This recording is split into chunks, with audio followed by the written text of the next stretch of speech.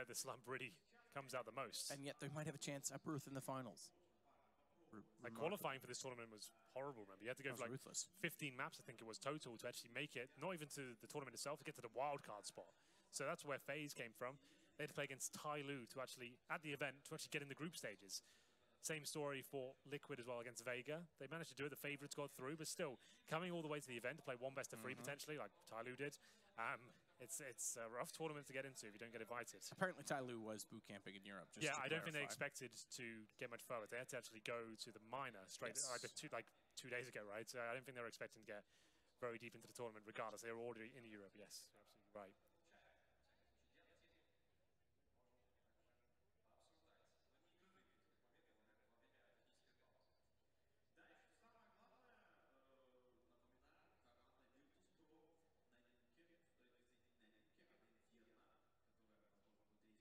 As to what the issue is right now. Headsets are on, which is usually a good sign. It's when the seats are reclined, headsets are off, conversations being had, that's when we get a little bit worried. But I can hear team chat ticking away as well, so presumably be underway momentarily.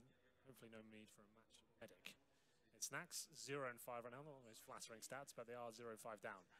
As we mentioned, he has had a very difficult tournament for himself, but here they are in the semi-finals. Picking up a little bit of the slack. Got a few G2 fans are there. I would say Virtus.Pro being a Russian-based organization, they would be the hometown heroes. Yeah, I think that's definitely true. And it seems to be more clear in my ear when we're hearing the Virtus.Pro fan, or rather, when we hear fans cheer for Virtus.Pro's play.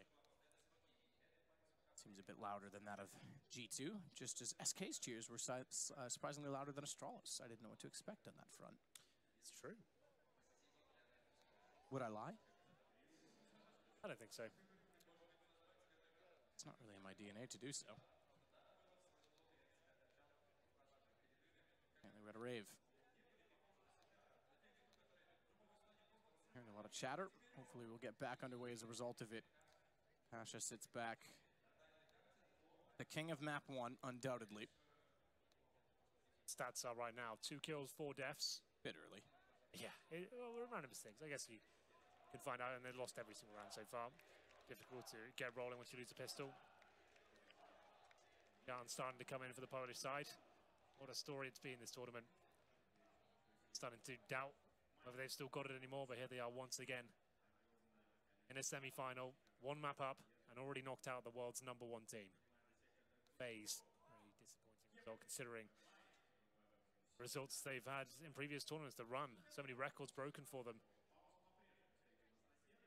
First the map streak went down, the series streak, then the playoff streak. Slowly but surely. Pro. That's a nice little sign. Got the baguettes on there as well, hand drawn. I like that. Well played. Gotta respect that. Absolutely. If that is indeed, it is that. That is hand drawn. Wow, that's really good. That looks tasty. I'd have some bruschetta on that baguette. One of my favorite players.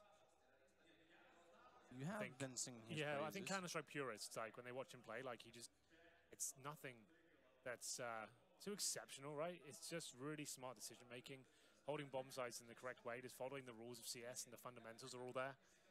And it's rare he'll ever be like the star of a series or have the most amount of frags or anything like that, the craziest clutches. He's just good for 1 or 2 kills, and like he's just a solid member, a safe pair of hands to have in your team. Still sat down, which is good news, as I mentioned. NES on your screen right now. Some fun. Spinning around. Still paused. Still throw weapons. So everyone's still on the server. So we've got a bit of information there. No one's disconnected. Headset maybe resolved. That was possibly Bialy that had the issue.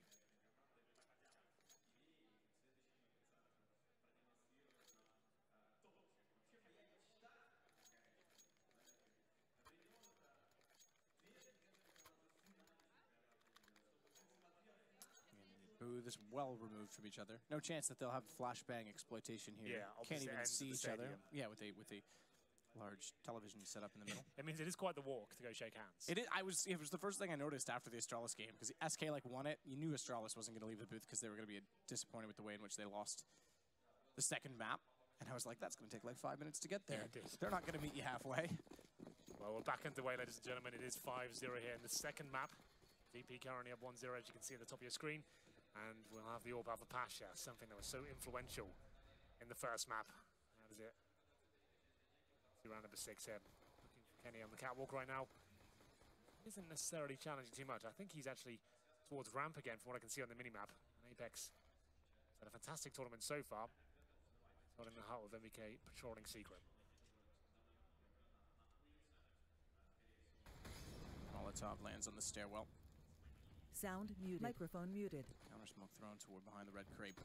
It's NX that's covered off and Shocks as well. Behind the boxes, perhaps they should have covered off Secret as well, because he immediately, walking out, MBK finds 2 kills. It's finally responded by Bialy with 5-0 and a 1-man lead early for G2. It was never going to be easy for VP. And T-side struggling to pick up a pistol and find rounds early as well. But it could only get worse. There's a very passive angle toward the ramp. There will be pressure applied by walking through, but now the AWP has to wrap back around, and Kenny pulls out and finds Bialy outside on the catwalk. Good find from Taz. Eventually did get the position as a result. However, he needs to do better than just that. Gets caught up on the ladder. Gets found from the rafters. Oh my goodness, body. I thought he was going to whiff altogether. Managed to put it off. Snacks now in the 3 versus 1. Nothing really happening that round. It was Pasha given the task of finding the opening pick outside. Really didn't get anything going at all. MBK shuts him down from Secret.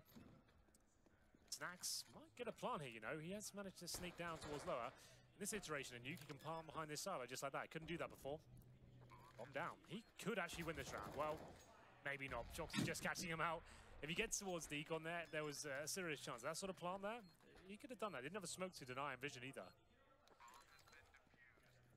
There it is, 6-0 for G2. These rounds haven't been too hype as of yet, Matt. Not we at haven't all. had to start shouting and screaming just yet. I'll tell you what is hype. Look at the money for G2. Oh, yes. MBK. $14,000. That's not bad, is it? Body not far behind on 13K. Frag. BP haven't really come in touching distance or picking up a round as of yet. And yes, and MBK the double orb setup. Like, I'm really not a fan of this on you because a lot of players that aren't. But it can be good for like 1 or 2 rounds just to throw it in. At ramp, it can be very powerful indeed. And I'm sure that's where MBK will be heading. It is indeed. Have a rough time shutting this down. See, quite an easy spam when the smoke goes down. Straight line, scare them off. You focus more players towards upper bomb side as well. With the AWP outside of Kenny S. On a ramp, just sets up mobile fragging units in the upper site if required.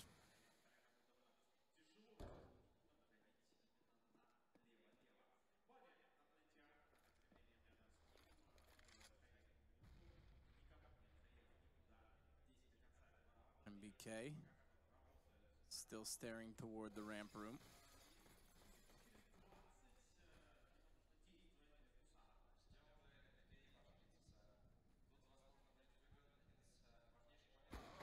It's downed as well. I thought the jump across, he didn't even take the bait. He would be ready for the second shot, but the speed favors Pasha once more as MBK falls. Shocks trying to play cleverly on top of the railing to see above a smoke. It's not a bad decision to try and do so. It's creative, but it doesn't work out. Considering they lost that first pick, might as well have stayed for the duel itself. Can't hit that single bullet, but Bialy certainly can.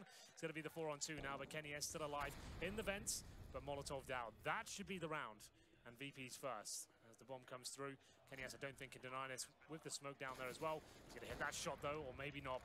It's up to Body to try and get something done here, but I think this round is done, and maybe this might fall back. We'll see. Shot Kenny to take down Snacks. Any kill they get matters at this point. As you say, they are going to fall away from it. I think Kenny will try and get over toward ramp, or at least closer to it. Nope, just save the op. But every kill matters as VP will hit their first round. 6-1, a reset, a factor. They keep 3 alive. Majority of players, that's the important part. Body and Kenny will go all the way to their spawn. Well, baited out. It's the AWP at the ramp room. Like I said, it can be very powerful there, but Virtus.Pro reading it. They baited out the AWP shot. They know Kenny S is always going to be a factor on this map. He likes to change position almost every single round. It wasn't Kenny waiting for them, it was MBK. Here's the secondary AWP, quite a recent swap from Shoxy. Doesn't take the shot as he crosses over. It certainly distracts him for a few milliseconds, and then Pasha peeks out. Nice reaction from him. Takes that MBK. Shoxy then has to take the duel outside. He had the smoke down, as you pointed out. A good smoke. He had vision of them, but couldn't quite hit the shots. 5 on 3 that couldn't be recovered by GT, but they can reset Virtus.Pro here. Wouldn't be the harshest of resets with 3 players surviving on the T side, but definitely still a factor. Down the fence already. He tried to fire into that smoke. Snacks is down already, and I don't think they have any idea because Kenny was still pre-firing in towards Squeaky Door. Rotations, none as of yet. And Snacks is hoping that they can bait a rotation toward him. He's just going to sit toward decontamination. In fact, MBK, the first player that would rotate in a position or situation where in which vents were lost from ramp, hasn't even considered it.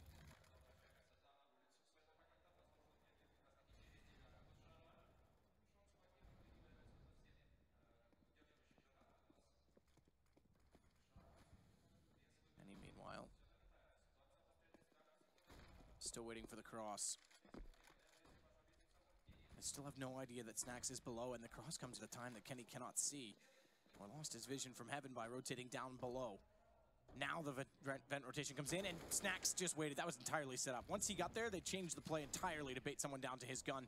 He finds the kill. Apex will be wondering how he got down there so quickly, and now it's MBK that has to get back in the site. That's so perfect from Snacks. What an amazing call there.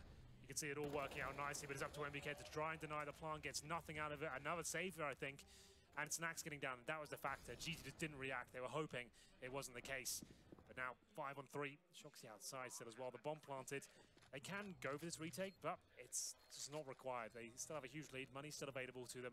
Let's not throw it away in a very unlikely situation. It's not desperate at this point. They still have this huge lead. So allow VP to have it, but it all comes down to the positioning of Snacks. So he gets that play down the vents. He's not finding any kills, but he's watching the vents, right? He's called. No one's got towards lower. If you can get towards Secret, those set smokes, you're going to be able to shut this round down. And Snacks is still going towards T-Spawn now as he finds one more. It's going to be Shoxy, the last remaining player here. He'll be desperate to stay alive, but not going to be the case. Now we've got a game on our hands. There's 2 rounds coming in a row for VP, but weaponry saved. Previous rounds means... Yeah, the reset avoided. It's, well... But VP definitely winning the round. That's a wireless mouse there from MBK, just to note. Well, a few of them have got it. Yeah, Cloud9 members are starting to pick them up quite a bit. I think Stewie and Automatic are both onto wireless now. I'm just so old and the technology was so bad when I was a player. It was awful. I remember the first wireless mouse my brother got. He thought it was like a great idea, and it died. A lot of people every day. Like everyone's getting on board with it. Well, if the technology's there. I didn't like electric cars at first either. All kinds of things that grow on you over time. Dude, pause there. As we said, money's still okay for GT. Had a fantastic start here. 6 rounds in a row for them. The VP fighting back. Looking pretty strong as well. Just great understanding of the map there. It's getting Snacks down so quickly. That won the round single-handedly. They had no control of lower whatsoever. And they didn't even check the right-hand side of the vent when they were rotating GT. Punished for it. Round over. Round number 9. All for Pasha. Hasn't really had significant impact yet, that AWP. Hasn't had to. We smoked off towards the ramp, waiting for any aggressive play. Apex above the Squeaky Door here on the hut. Well, for now, looks like they're edging towards the ramp, and that's where MBK's been waiting for them. Ooh, good find as well. Headshot angle, Taz. As he missed a few shots, he overstayed his welcome. Taz got him back. Yeah, he didn't have to stay that long. The objective of ramp players, if you can get 1 kill and stay alive, that's it. That's all you have to do. He got carried away with the spray. I think he definitely had time to fall back there, but still, it's Bialy fighting back. He'll take the advantage, and Kenny S now has to hit some magnificent shots. There's one. Looking for the second here, but the smoke down. Oh, no. Had a chance to deny the plant, but won't be happening this time. Got overwhelmed as well. The flash didn't catch him. It went through his legs, but he couldn't find the shot toward Taz, who continues to wrap around to watch the vents. Vents are being watched from either side, but Shock still wins out. And Snacks has to retake the same angle, but Pasha gets toward Toxic with the op again. Yeah, so he finds space. Yeah, really well played. Perfectly timed. Doors are closed as well. Snacks does not have to peek. I think G2's going to try and look to get away. If they're going to commit this time, Pasha goes back out, gets ready! Pasha, this is the best you've played in ages. 3 kills again on the AWP. What the hell was that final shot? The audacity to challenge Kenny S there when he knows he's going to re-peek. Another headshot delivered by Pasha. When it felt like it was all falling apart, they got the bomb down, but how are they going to recover from it? Pasha finds something out of nothing. 3 rounds in a row now, the money being whittled down. I think they might have 1 buy left. They will have a look as we get into the next. Yeah, it's not the best though. 4 M4s and a UMP, lacking utility, lacking kits, no AWP. Oh my goodness, Pasha, as I said going into that round, he hasn't had to do much with the orb, but given the opportunity, he'll certainly deliver, especially in this series. Round number 10, VP win this, the money is broken, and then they'll be potentially getting close to tying things up as well. 3 rounds in a row for them. Smokes deployed outside. Play that was unbelievable. Has the balls to open the door back up as well with an op and say, "Now I'll just go back into the site I left." Angle held well. Smoke goes from Snacks. Should go backside. Okay, so it actually lands below. I thought that was the one that landed on top of the catwalk, but it actually goes just behind. Either way, it covers off anyone playing up close on the CT side with guns. Could isolate toward the main entrance. Shock's inside of it. Neo's just on the other side of the smoke, but he'll continue around the crate instead. Good position for Kenny, all things considered. With that much pressure outside, especially with a teammate to work with. Shocks from down below will take down Bialy, and I think the positioning right now from G2 might be enough to catch out VP. Good work by Shocks there, the lesser weaponry next towards catwalk. Gets the first kill. Serious chance to convert this now. Kenny S, I love this. Behind that air conditioning unit, such a strong position. But Taz, ahead of the curve, manages to actually take him down there. Good flash as well. Body has to retreat. Taz, hungry for blood, and so is Neo. Body gets it done, but Snacks is coming, and he can't hold on. It's going to be a 2 versus 1 now. MBK up against 2, but the pre-fire comes in. Pasha now, the hero of the previous round. AWP still in hand, and gets the wallbang in. Very well done by MBK. What a prediction. Just when they needed him as well. It all starting to fall apart. A lot of pressure applied in the upper bomb site. They win the round map at another 1 versus 1. G2 don't have the cash, and here's the replay of this sensational play. What is this shot? He didn't even think of that position. He was already going for this shot first. That is so sick against Kenny. Just to go back to, that was obviously the last round Virtus.Pro won. Yeah. Round 10, I guess. It's difficult not to reference those rounds that come on the screen. No, absolutely, you have to. But just to go back to the previous round as well, Body did get taken down quickly by an O-scope from Pasha again at the top of the ladder, but it was so much good work from MBK just staying alive on the floor. Yeah, absolutely. All in from Neo. They'll send him first. He's got the pistol, so why not? It's Kenny down below with an AWP. He could easily overwhelm him as well. Jump the corner, doesn't. Not known that the AWP was there, but Snacks, once he did, made no mistake. The potential crossfire position gone, but they're not looking. Pasha again saves the day. How is he hitting these shots? Just when you think it's impossible, he pulls out another quick scope. He's been hitting those all day. Bomb down, planted in smoke. It's MBK who's waiting towards Shadow, but will be dropped as well. Taz with the refrag potentially here. Swaps the barrel, clean execution. Kits available, Matt. This is a really tough round. A full reset coming through potentially here. And Shoxy has to make something happen. By his best, Taz. Good find from below in the dark spot, but the fact that they wrapped around below it as well, Shox was able to get the kill. He knows he's in a one-on-one. Molotov's not going to matter if Bialy's already outside of the vents, but it catches him. Doesn't matter. Round is gone. A little bit confusing. No, it was, but it was more the fact that he got the gun down, I suppose, but somehow he got the kill off just in time. That goes to show you, though, that if he didn't hit the bullet, it might have made a difference. I didn't think it was going to touch him at all. That wallbang kill. Said that's the harsh reset. The round they won came down to only a single player surviving. Round number 12. Virtus.Pro with the advantage, and G2, just to note, have gone all in. They only had like $1,400 per player, so they've gone for armor, CZ, a little bit of utility. Lose this, they're down to even more of a full eco, and that's a chance for Virtus.Pro to tie things up once again. This has been great. Now we're starting to get heated up here with some of the spectacular shots and great tenacity from Virtus.Pro. It's being 6-0 down. They've looked good. Snacks now might find himself in a spot of bother. Players around him with those CZs, which are very difficult to manage at close range. How could be powerful against the SMGs at points as well. Anyway, didn't expect them to purchase that, but it might not matter. Snacks opens things up, takes down Body. Pasha, in equal fashion, finds a headshot towards lower, and it's going to be now the CZ trying to do what it can. MBK with a chance to find the frag. 5 on 2, Kenny S and Shoxy. They can't win this. Shoxy will get one in return. Neo, no need to plant here. He's right above him. Won't be able to stop the bomb here, but could get one more kill. Trying to, Kenny. That's a way to get a kill. Pasha just standing there. Gun sticks through the vents, and Kenny says, thank you very much. I'll take the headshot all day long. Still, though, the bomb ticks, and Kenny's in a 1 versus 3.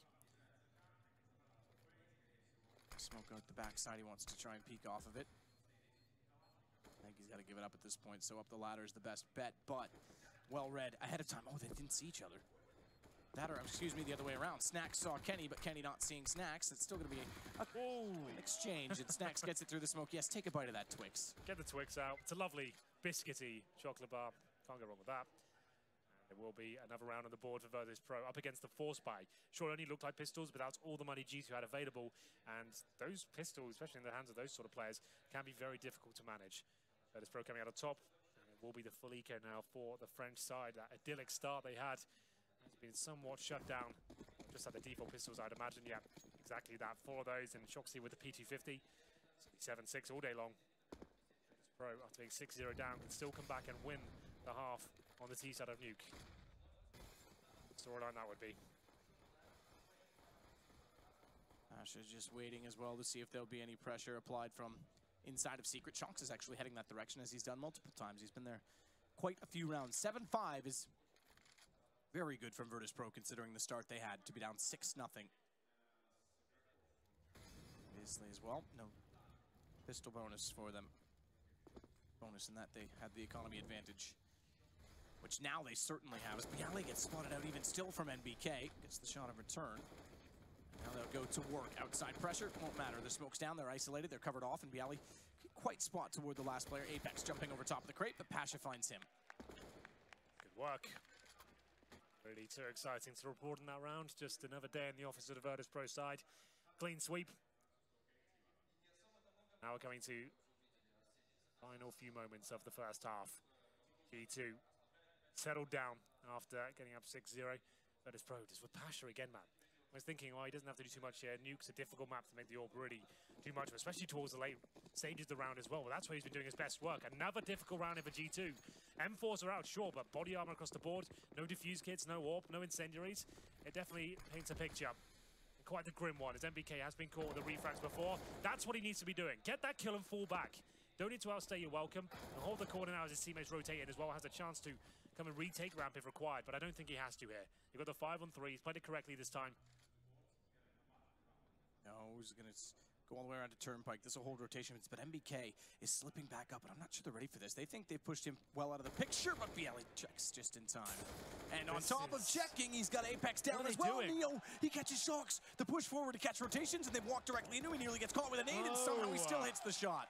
This is really, really questionable from G2 now. What are they playing at? They had a 5-on-3. They're trying to retake ramp. Just hold the crossfires. You haven't got kits. Just don't give anything away. It's body now in the 3 versus 1. And that is a round you will have to forget if you're the G2 side. That could be the end of it. Horrible decision making, and unfortunately, a huge advantage thrown away. That's, it's difficult to watch at times. I even said at the start, get that kill, you've done it. You've even got the 5-on-3, hold the lower sight. If you, all your objective then is to get 1 kill, which is so easy to do, I should say, towards lower. You've got so many nooks and crannies to hide in. Just get a refrag. That's absolutely possible. The auto shotgun comes out, and VP could very well win the half right here, right now. Apex with a bit of a desperate buy. Haven't seen this in a while. Eco, are you kidding me? Yeah, this is absolutely true. Hiko loves playing that position with it. Apex, quite as patient as Hiko plays it. No way, Pasha. It's happening. May have potentially bit off more than he could shoot. Pasha trying to get that no-scope up toward the top of hut. Left himself quite open. Easily visible. Apex does find one on the shotgun in the end. Up, down, T-side up. Kenny backs off. Moss finds Bialy as he's not ready for the peak. It is happening, Henry.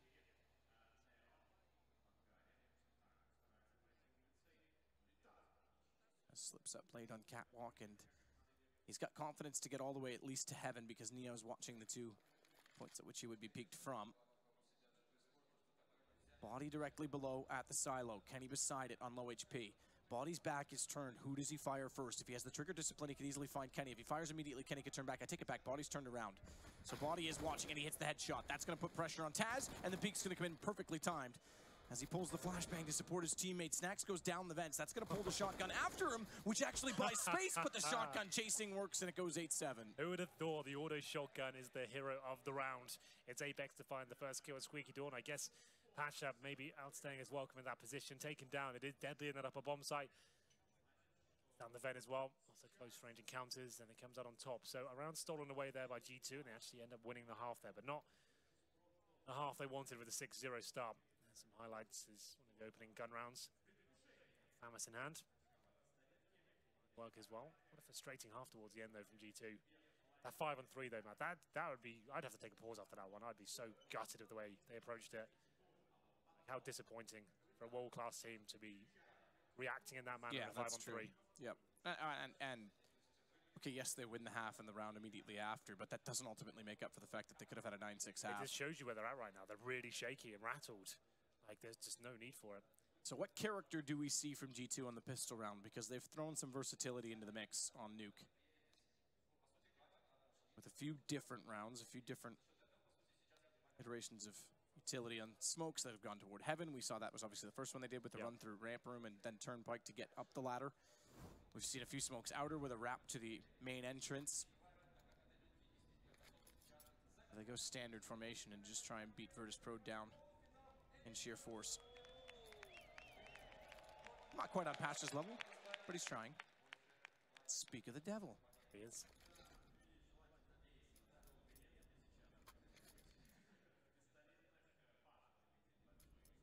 We'll get back underway then, shall we, Hank? You'd hope so. Let's do it. If you don't mind. I do not mind whatsoever. His Pasha had a very slow start into the game, but certainly got nice and warm as the clutch moments came through. Some sensational play on Cash and on Nuke as well. I'd say he's been the MVP of this series so far, maybe by some considerable margin. Kenny S, by his standards, been relatively quiet. 5 sets of armor for the VP side, and we have got quite a tactical approach from G2 here. 3 smokes, 2 sets of armor, and made as well. An upgraded pistol for Shoxy. This is quite interesting. This could be the full outside execution with the smokes. Not necessarily required, but it does definitely block you, making it all the way down, or being able to spot it going all the way down. Nice little bit of damage there. Going to be Taz to defend towards the lower side.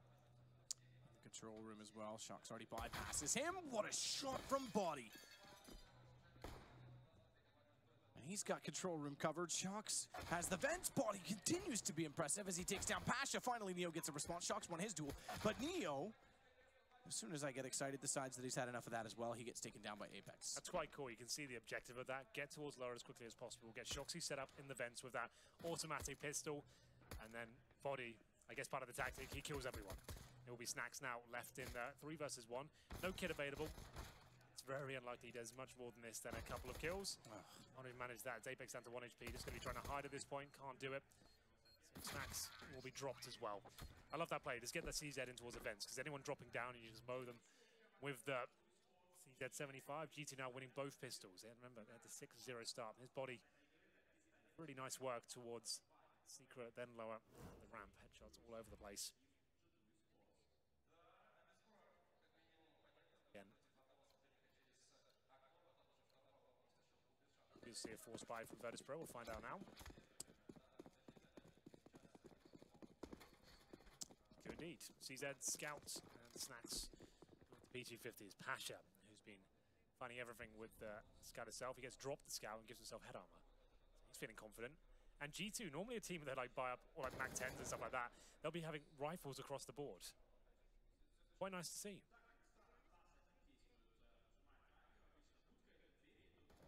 It's true. It's a good point. We don't see it as often anymore. These guys are old school.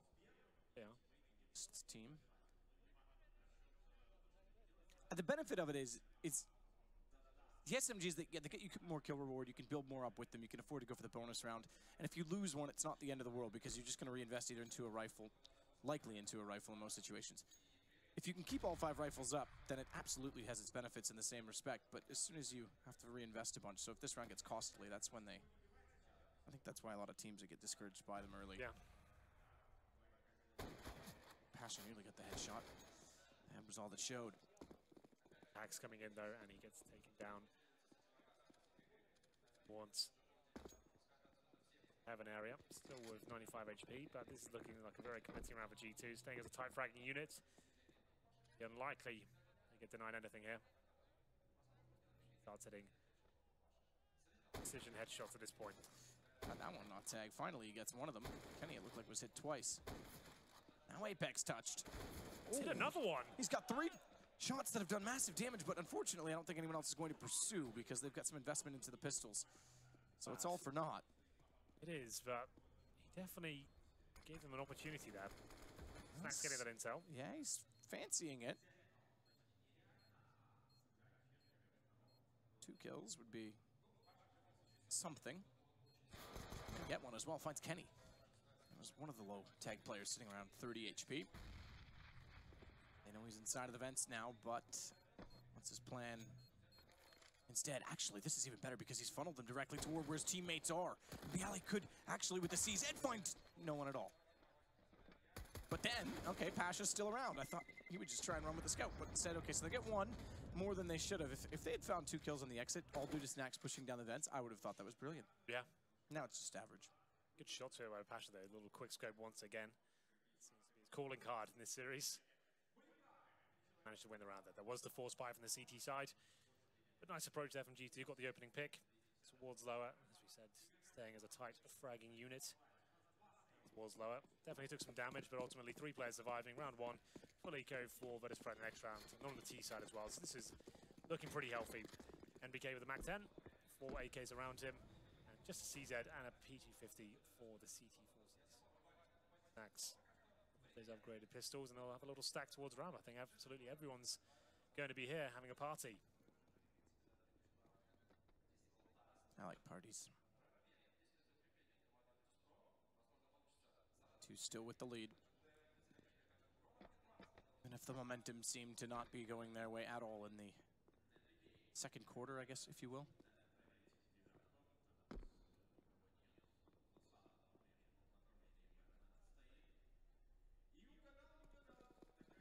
Side with shocks. Not much Virtus.Pro can do so. The stack at ramp.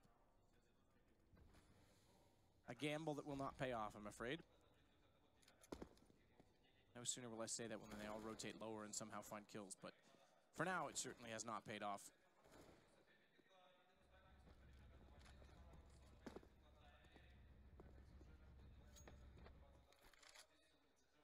Search everywhere. Pasha's already down below. Bomb needs to go upper, therefore. Bomb's not willing to commit yet until they know that the upper side is for sure clean and clear, which it now is. So they'll run it in and get the plant finally.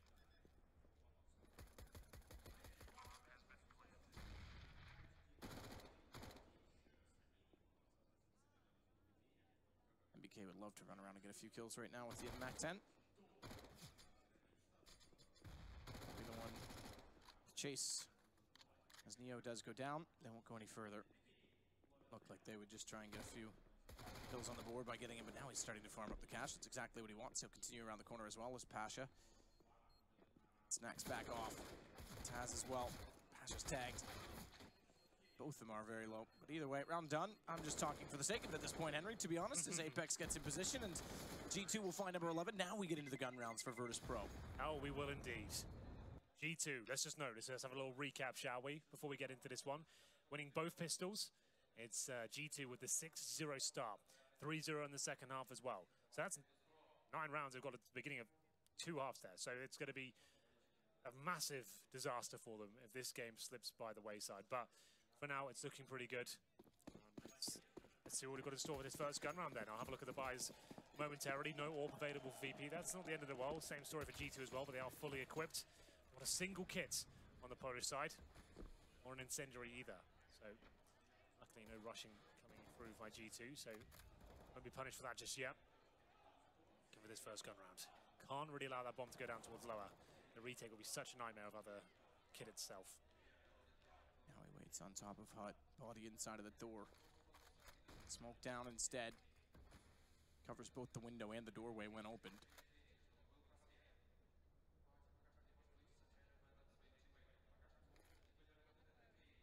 Headset hangs rather loosely. Noise as he gives his ear a little scratch. Obviously inside boots, so they don't have to wear the noise canceling body. Is still hoping to get out the door at some point in time, and I think this will be the ticket. As Kenny sets back to nade it. As they call, Biawi has to be ready for it. Naded in, Molotov's out, smoke to Annex. Biawi's still sitting on the corner. Flashes are bypassing him. He's shot though. Body's gonna know that he's there. They won't commit to it, however. Instead, it's over to Ramp. Good lineup from Taz. 2 for him. Pasha lines up a third, but can't catch it. Taz tries to swing and go for the trade, but Body gets over in time, and we find ourselves in a 3-on-3. Fantastic work there by Taz. Almost getting more than 2, but still the 3-on-3. Neo in a great position here to shut this round down. It's Body who has to go absolutely wild here. Pre-fires towards the rafters. Neo with a double. That should be the round. It's Shoxy with 20 seconds remaining. 35 HP. Will make his way towards the vent. Bialy ready and waiting. Gets the instant punish. First go round on the board for Virtus.Pro. A little bit dicey towards the end there. It's a full execution from G2, basing all the utility, potentially a rotation there as well. The VP don't take the bait. And Taz with the double frag. Couldn't get more than that. It was a good recovery by G2, but went back towards upper. And as we said, pre-firing the rafters, a very common position. It's so difficult to get out of the hut. Body didn't expect Neo to be so close. Double spray down and top fragging for them as well. 16 to 12. Money should be fine for the G2 side. You can see it being whittled down though. And AK's across the board once more. Whoever wins this round will send their opposition towards an eco actually, so this is massive. Round number 20. And a fast play towards our side, at least for Apex and Body. Smokes are good. Snacks won't be able to do anything about that. Gets a bit of damage off. Oh my goodness. Close there. Not a ton of damage, but enough. Something to note. The M4s and FAMAS is more viable, perhaps.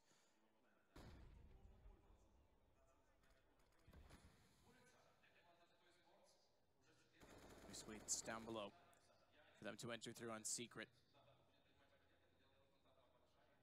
Body and Apex. The first to go in will smoke off Biawi immediately. Question is, does he push behind it? They're going to make a lot of noise to go toward decontamination. He decides to wait at control room stairs instead because he can always open it up and counter off the position. Apex is getting closer as well, as Taz not willing to commit to the site yet. Smoke dissolves back to the same position. Biawi's caught Body going back. Now, that might suggest they are leaving the site, that they're not actually going to go on to B, and Apex is swinging through. Taz had no idea, so they still get some ground to work with, but Biawi's more than aware the bomb is not committed to B. 35 seconds here. Will be near to take one down in the lobby area, but that gives him the advantage in the final play. Looks like he'll be coming towards lower potentially as Kenny S goes for the plant. And that all has to do with the second kill, not Biawi. They let him go by getting Taz. They swing it around. Biawi's still alive, therefore finds Apex through the door. But it's slowly coming down to him being the factor. Neo gets toward the vents. Neither have a kit. Unfortunately, Neo in such a linear position gets tapped away by Shox. Biawi gets aggressive. Hole in the door. Kenny's able to spot him. Good round there from G2, well recovered, especially Shoxy from the ramp area. There's tapping away at the vent itself, gets the headshot, secures the round, and that's going to be a really harsh reset for VP as well in the closing few rounds of Nuke. They've won both pistols, had great starts on either half, and it's looking likely to convert this map to a victory as well. This was VP's pick, but G2 certainly no slouches on it either. We had the stats coming into this one. In 2017, G2 have got a 7-1 record. It's going to be better. It's going to be all the Revolver just to know it's coming out. It's VP with 11 and 2. The Revolver for Snacks. All right, I don't Snacks. know why he's making this a thing. He's done it before. Got one kill of it before, true. One kill. That's good enough. Name another gun that if they had one kill on, we would mention it. Negev. Okay, fair enough. I'll give you that. MBK had 5 once. Did he? On overpass at Sandbags. Maybe that was no, that was MBK. I'm pretty sure. Might have been Happy. I can't remember. It's when I was a very young boy. I don't remember. Take the Revolver over the Deagle into the server. That's a statement in itself. I'm electing to go. Wait, 2-second pre-bolt. I just want it to work. Don't get me wrong. I want to see it work. Break the game. Make 1,000 kids on matchmaking switch their loadout. Pasha goes up. Flash was there, but he couldn't find the shots against Kenny, and Snacks goes down without a fight. Could have been the start of something great. If he gets that kill at Secret, he gives Snacks a bit of time there to work at the Revolver. He could have got a kill, but that was a bit of a whiff from Pasha. That range of the CZ, he expected to find the kill. This is looking likely to be quite the clean round now from G2. 13-8 will be your scoreline. Money still won't be fantastic on the VP side going into round number 22. It's Neo. Dead now, of course, as Apex takes him down. One bullet in the side of the head. Makes no mistake about it. Need to make a decision here. Do they take a pause? And so they will be buying, but what's the play? We haven't seen the AWP once really in the second half. The Revolver more than we have seen the AWP. There's a stat for you.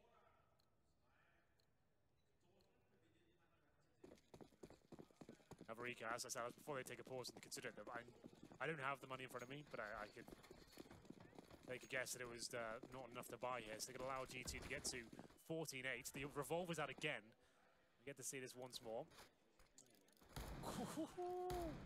Come on, Railgun. That's enough. Sit down, son. Stay humble.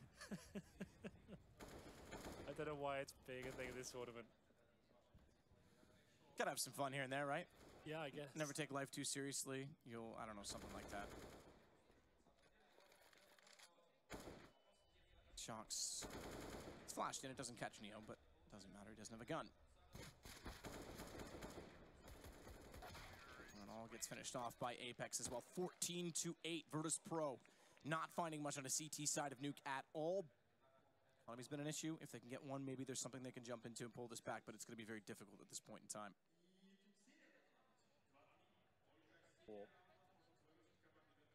Conservative approach. The fact that didn't force into that round, they probably could have got Famises and a couple of M4s. Here we go, do or die time for the Polish side. Looking to make massive comeback here. Pasha on the AWP. Time in the second half. 4 and 4s, no kits once again. That's been a massive problem. The revolver is in the back pocket of Shoxy, just a note. You get a chance to see it again. Watch outside at this point. Shoxy, Asada, and GT have already made their way down towards lower, but Taz is ready and waiting. He probably gets taken down here, just about getting away with it. Knows there's a chance he gets dropped, and 3 kills come in for Virtus.Pro. Putting down the fast approach very quickly indeed, and it will be Kenny S, the final player for G2 in the 5 versus 1. But it's still beneficial, man, just to get any kills he can. We know the money's running low here. Don't let them get back into this game. Should be dropped here. Good play from Taz. Really calm stuff. He's like very cerebral today. Every situation, just maximizing his chances of winning the round. He's had enough. Had enough. He is finally deciding to don the cape and be the hero. Dig deep, find the form. It's all about, by the way, this economy battle. Like I say, they got to 14 rounds. There's still a chance Virtus.Pro can pull this back. Oh, absolutely. Now that they've got 16 at the top, is always a chance. Oh, absolutely. Well, okay, yes. Fat lady sings and all that, but more importantly, where they just kept pretty much everyone alive, everyone indeed alive, so they build the economy up, they avoid potential reset for the next round, and it gives them even a lifeline to buy and play for overtime, so they've just got to build a bank and stay in this and inch it out. Keeping 5 players alive in certain rounds, that's going to help, and here's Taz. I thought he goes down here. Timing's just about save him.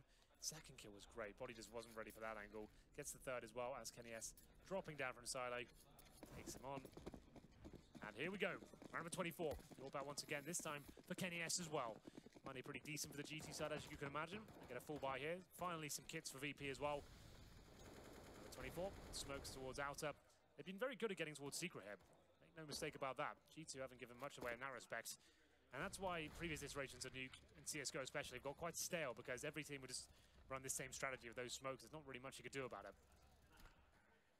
Snacks is tried to look through the smoke with the same sort of external vision he had last time, but couldn't find the shots. He's subsided the fact the position is lost, and Biawi has to rotate down toward decontamination stairwell. Snacks is therefore closer at Big Garage if they go backwards, or if there's a chance to flank. He'll go now. Biawi's already confirmed 1 quick kill. He's not committed yet, but Biawi's still holding his position. Will take the bomb down out of Apex's hand. The fact that he spotted that, he can call for the rotation. Kenny immediately gets a response. Snacks can't leave Big Garage, however. 2 players still outside, holding him in place, MBK and Shocks. He's so brave. Goes down to 40 HP, goes to the spam. It was almost dead on as well. It's Shoxy stuck out on the red crate there. That's a spam you may not do with the A1, or A4, excuse me. Yeah. Oh! Okay, that's fine. Forget spray. What a shot from Shocks. Unbelievable. 1 tap from hell. And then we'll be 30 seconds remaining. Taz in a great position here, though. This is the sort of plays where you need 1 kill, deny that plant, and that's the round. MBK doesn't really have the time to check towards that position. They could be splitting towards upper as well. Shoxy, with the godlike timing here, will be coming behind them from the ladder position. Pasha, he's almost certainly dead here as Shoxy comes in, but it might be too late. The bomb needs to be denied, and Taz certainly doing a good job of that. Oh my god, no, oh my god, I thought Shoxy Shocks was going to be found. Taz knows he's there. He has time to get out from the dark spot, even though it was cold, and he swings. You nailed it, Henry. Taz had the position. You made no mistake. We're up to 14-10. Yeah, absolutely. Gets that one kill. And Shoxy, it was a sloppy kill, but regardless, he wasn't going to win that round. Maybe he gets the second frag on Taz, but doesn't have a huge outcome on the round. This certainly did, though. Bialy gets the call. They've made their way down towards Secret once again. He gets the double kill there. He gets 2 kills. Kenny S finally takes him down, but that was enough to buy some time. And Taz to get towards the shadow area and lower.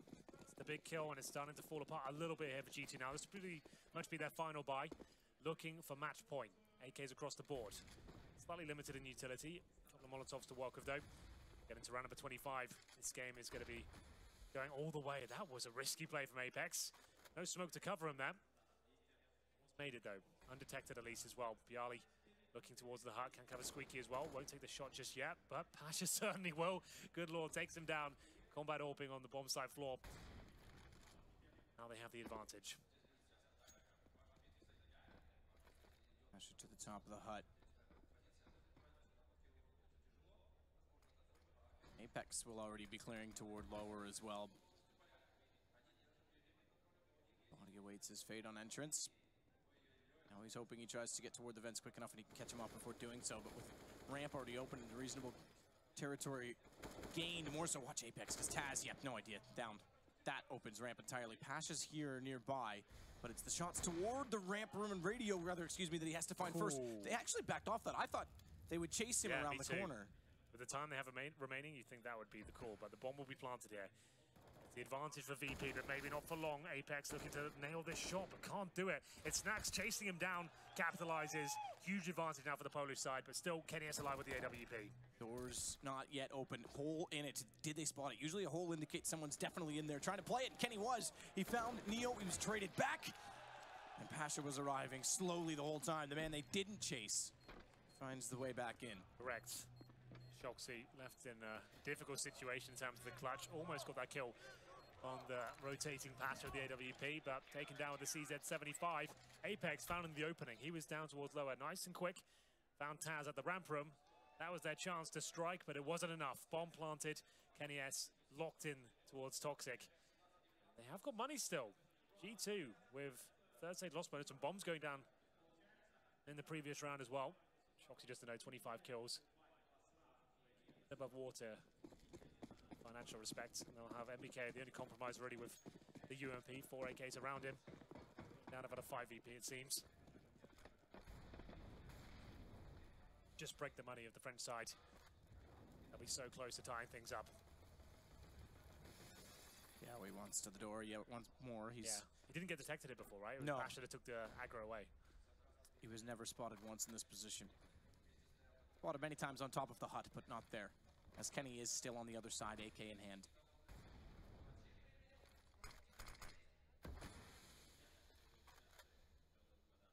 Execution coming in from G2 here. A set piece, we call this. You line up smokes, Molotovs, flashbangs, objective. Get the bomb down and up, but maybe sneak it down towards the ramp, but it's a coordinated approach that's been practiced. Smoke we saw being lined up is the heaven smoke. Only one Molotov. Apex has that. If it gets bounced down as well, Shox has left the roof already. We believe that Apex is still up there. Rush out, door open, Neo above. He'll pull the aggro from Bialy. They're going to go in, check it for the window. He still finds two, nearly sprays it back to get Kenny as well.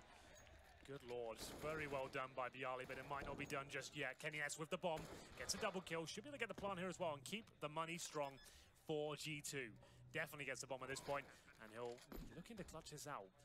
Definitely capable of doing so. He's got full HP, but maybe not so much anymore. He gets his head blown off by Pasha, but good effort. 2 kills and the bomb down means they can keep buying that. That's the aim of the game. Keep applying that pressure. Not allowing VP to have a second to calm down here. Getting deeper and deeper into the loss bonus. I think they're at a 4th stage now. Bomb going down an extra $800 per player. That was the set piece, but Bialy, as we said, didn't get spotted in that position before. He gets one from the hut and then drops down. 2-man spray down with low HP. Great stuff. Looking for the 2-0, Virtus.Pro. The chase in the CT side, and like I said, money's still fine for G2 after losing so many rounds. Orbs out for Kenny S, albeit a glass cannon. Mini has no protection for comfort of armor. He'll go towards that squeaky pick here and presumably find it. Or maybe not, as Bialy gets tagged down. But Towsie's still alive. There it is. Body finally takes him down.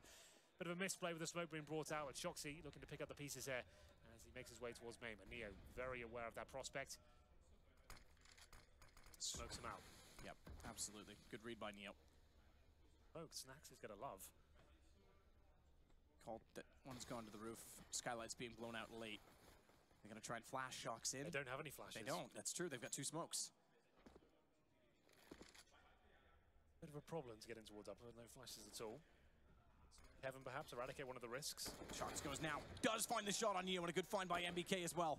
Map point certainly close enough by. It's almost within reach for G2. Pasha wants back up on AWP from Vents. This is tough. More so because he's lost Taz. He's in a 1 versus 4. No idea that he's in this position. But my God, it's going to be tough to work with. MBK, does he see underneath of him?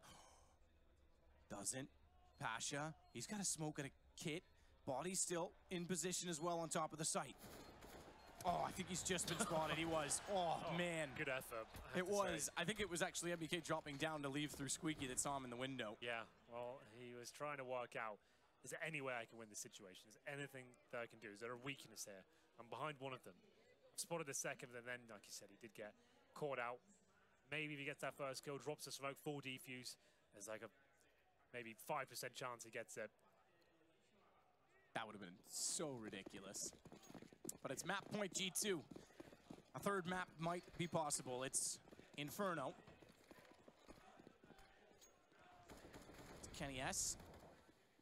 Tries to get quickly into position outside.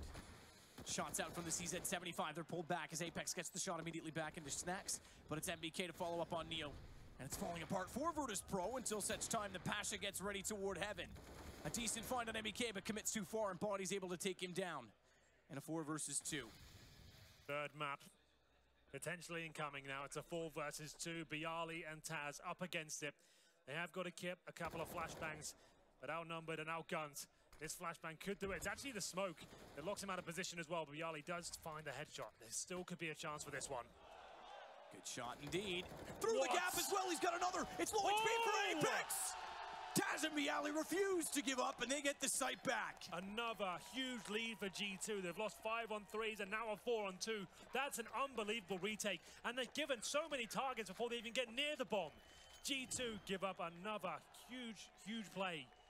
Good Lord, it's Bialy who seems to be looking incredible here on Nuke, and I can't believe G2 have let that happen again. They're trying to face at the same time and shut it down as quickly as possible, but they're not playing for the bomb. They give it up once again.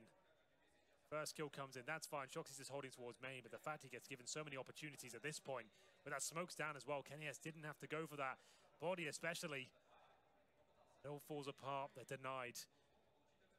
Taking this right here, right now. They still have map point, of course, but they've lost their bonus, their build-up of cash. They get the bomb down, there'll probably still be another buy here, but lose this round, overtime very likely. You can see it's weak going into this one. Round number 29, Galil, 4 AKs. They do have smokes and flashbangs, 1 Molotov, but lose this, they'll only have $1,900 coming to the bank account. Someone was destined for overtime. They have to close it out now. They can't mess around. There's no chance in the 30 of just the pistols. What a retake. I thought we were over. Yep. Starting to build up the Inferno storyline. Snacks tries to fire outside. He gets Shox down to 36. Oh, the nade would have done it. Unfortunately, yeah. Yep.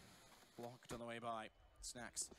No gap. Wants to try and swing in behind. Apex was ready. Snacks was too. Further damage. Neo combines. They spray them down. Bomb is dropped. And 15-14 looks likely. It's on to Kenny. He's still got a chance in this one. It's 3 versus 1. Galil in hand. Wants to upgrade to one of those AKs on the floor. AK thrown out. And it will be the flashbang deployed. Oh my God. Taz was behind him. It was smart. He didn't want to go for the AK because he didn't want to be caught without the gun at the ready. The flash bought him space, but not enough because Taz was behind him. And now we do get round 30. And the no bomb planted means that's almost no money. 1,900 bucks. That 4 versus 2 map. Do you get better chances than that to close out maps? We know that our team is affected by those sort of outcomes, and here we go then, potentially the last round or the beginning of overtime. 1 AK-47, a Galil, 3 CZ. The scoreline's 15-14 in G2's favor on the T side of Nuke. Shots through the smoke. doesn't quite land it. Snacks is going to try and push. Or is he? He sits as always, patient as ever. He's going to wait. MBK is going to go over to the red crate. Snacks is going to end up being behind them. MBK considers it with a quick spam, but he hasn't figured it out. Snacks has maybe waited too long because they're already down in secret. Good find up close as Kenny continues to try and get forward. This could still go either way with Kenny S and the AWP in hand. He'll get in the vents. This is brave. Spots nothing there, but he hits the shot regardless. Bialy might have given it up then. 3-on-3 as Neo rotates through. Snack still so far removed. The bomb yet to be planted. It looks like Body's going to take care of that and get it down towards lower. In the vents, the op becomes a shotgun almost with other tight choke points and narrow corridors, but it's the bomb plant that matters now for G2. Snacks works his way down. Body, he's going to cover off the flank from the back of Secret. And MBK, he kills off Snacks. It's Neo that gets in the side. He's in the open. The more missed shots he fires, the more chance he gets found. And Kenny finds him perfectly. They know Taz is in the side. A three-man peek coming through, and I think G2's done just enough. It is Kenny S that will make sure of it. Oh, they get through by the skin of their teeth there. One AK-47, a Galil, and CZ-75s. It's Kenny S with the AWP that hits a hell of a shot towards the vents. Bialy could have stopped it there and then and forced overtime, but they managed to avoid it after winning both pistols. A 6-0 start, 4-0 in the second half.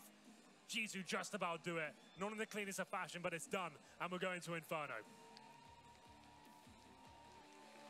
And Inferno should be awesome between these two teams. A hell of a win yesterday by Virtus.Pro against FaZe on it. But it's G2 that have forced the series longer, and it was done by a good start. If you don't get those 6 rounds early on, if you don't get the economy rolling, I really don't think they would have been able to hold on toward the end of the game, because things definitely slipped away. I absolutely agree there, and it will be disappointing for Virtus.Pro, but what a comeback that was. Some of the plays they were making and some of the blunders G2 were presenting as well. The 5-on-3 at ramp comes to mind, the 4-on-2 clutch as well, giving it up to Bialy and Taz in that sort of manner, not even letting them get near the bomb. It was definitely a touch-and-go game, and with the start they had, G2 I think will have a little bit of a discussion outside. That was a hollow victory at best, but they have made it to Inferno, and we'll throw it over to the boys to break this one down before we come back with that map.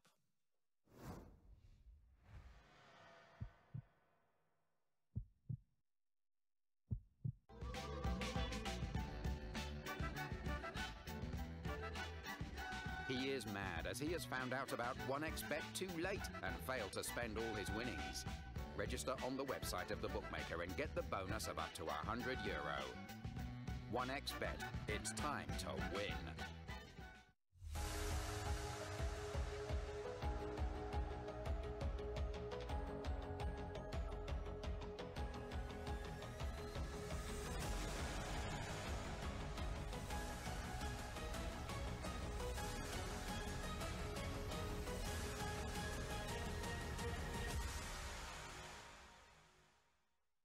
By the skin of their teeth, G2 take us to Inferno. What a series that was. I'm joined by none other than Chad Birchall and Janko Paunovic, our two analysts here in St. Petersburg, to try and comprehend and piece together what we've just witnessed, because I thought we were witnessing a historical Virtus.Pro victory. That 2v4, I don't know what to say. I'm sure G2 don't know what to say. They win both pistols.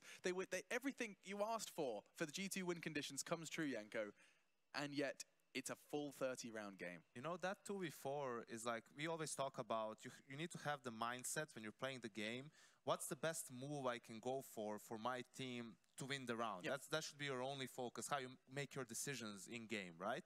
It seemed like G2's, thought process was, what's the best move I can make for my team not to win the round? Because they were like just taking fights in a 4v2, one by one, for absolute no reason. It's like after the first guy dies, you get the information, just play it safe, bait for each other, play the contact. They just all peaked one by one, lost the fights. And honestly, I thought it was going to be overtime after that round. They really seemed like they were tilted. I guess credit as well, credit to Bialy, because, I mean, admit, yes, G2 making mistakes, but that was their way back in, right, Chad? That was going to be Yeah, you definitely have to capitalize historic on those, but just to build on the mistakes of G2 a little bit more, in the first half, that 3v5 scenario where they had the 2 entry kills at ramp, and then for whatever reason, they went on a fact-finding mission again on the CT side. You just sit back and play the bomb sites at that point, right? You have the number advantage, trade out efficiently, you win the round every day of the week.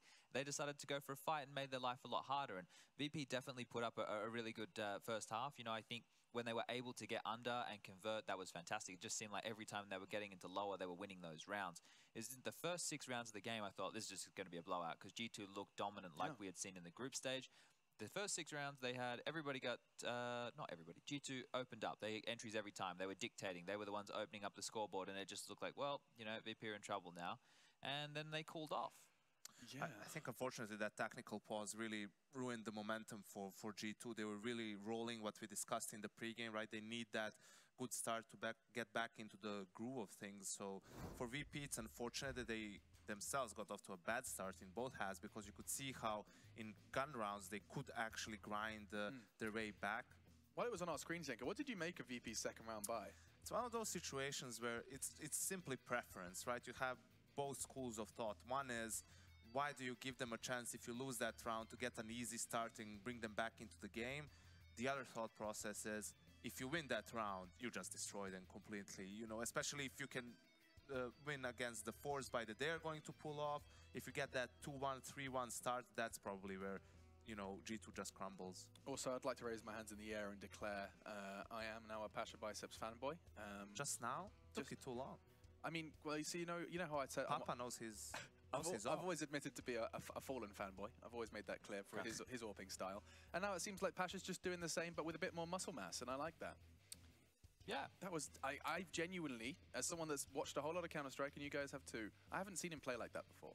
I can't remember a time he's all played. First half of 2014 when he was playing like the best player in the world and VP won a major. So there's that. Also interesting to see the dynamic of, you know, Taz playing ramp, Neo playing upper. It's actually working out quite well for them. Taz on these rotations into Secret has been very effective and so forth. You know, it's unfortunate to say in a game like this, but, you know, VP was just like a far better team. You know, like in the rounds they won, they like looked better. It was more convincing, barring that just 5-0, 6-0 start from G2. That's where they looked super solid. But for G2, their round wins were so scrappy. You know, I feel like that no-scope from Kenny in the last round, that like won them the game. You know, that one kill won them that round because it completely turned the tides of it. This is that round we were talking about. You can see Bialy cannot believe his luck. Every fight he wants, he gets given. And also G2, so the 2v4 round, they go for an upper split fast into main, right, through their own smoke. The round after that, they go for the exact same thing. Now, you know, you're going to say, like, maybe mind games, they're not going to expect that, but that's a very easy round to call what's happening. You know, when you see them in the same formation, you just call, hey, they're doing this, they're repeating the same strat. And because it happened the previous round, everyone knows what that means and which areas they need to focus on the most if you're on the CT side. They completely shut them down. I think it was a terrible call. It's like the end of the game, you know, it's your buy round. Like, think it through, take a timeout. Why don't you take a timeout after you lose that 2v4? Obviously, it's a tilting round. Like, those are the things that really bother you about G2. Those are some, like, clear decisions that are not being made, or the wrong ones are being made. You need an authority figure to say, take one. Just take your 40 seconds. Someone with common sense. It's actually Smith's job, right? That's Smith's just saying, guys, you're going to take one. I don't care what you want. Maybe because, like, you know, if you're the... I mean, it should be, but knowing the dynamic of this team, does he really have the authority? You know, if the rest of the team just wants to, like, get it done, for him to say, no, you're going to have to pull off. It's 5 against 1. I don't see a world where Smith has... That's rough. But he probably should, though, like in it should, in a dream world. I agree with you. He should be able to do that. Especially because he's not as not as invested. That's the wrong word. But you know, what I mean, he's not as directly connected to the game where he doesn't kind of get lost in the emotional fray. He shouldn't exactly. And that's where maybe you need someone like that. Look at the head-to-heads though. For someone that was having a fantastic game, Shox did manage to get some fantastic one-on-one stats. He barely lost out on the duels with anyone apart from Neo. I think it needs to be noted how much space Apex was finding on that T side, getting down Secret, getting down the vent. Sometimes he'd go through ramp. It just felt like he was under, and the rest of the team didn't know how to capitalize correctly, or VP were putting up a wall to stop anything, because he was under for 30 seconds. There was a couple of rounds there where he just had the bomb site, and it just felt like the rest of the team couldn't find a way or couldn't come up with a solution of how to get to him, and VP weren't biting too hard. It's like, well, okay, he's down there, but the bomb's not there. He's on his own. Like, let's just stop the rest of the attack and we can deal with it that way. Ooh, I'm exhausted. I'm sure the players are too. They're going to be taking just a short break to prepare themselves for our next map. And I just want to make sure we've got everything said about Nuke, because I think we need to start talking third map.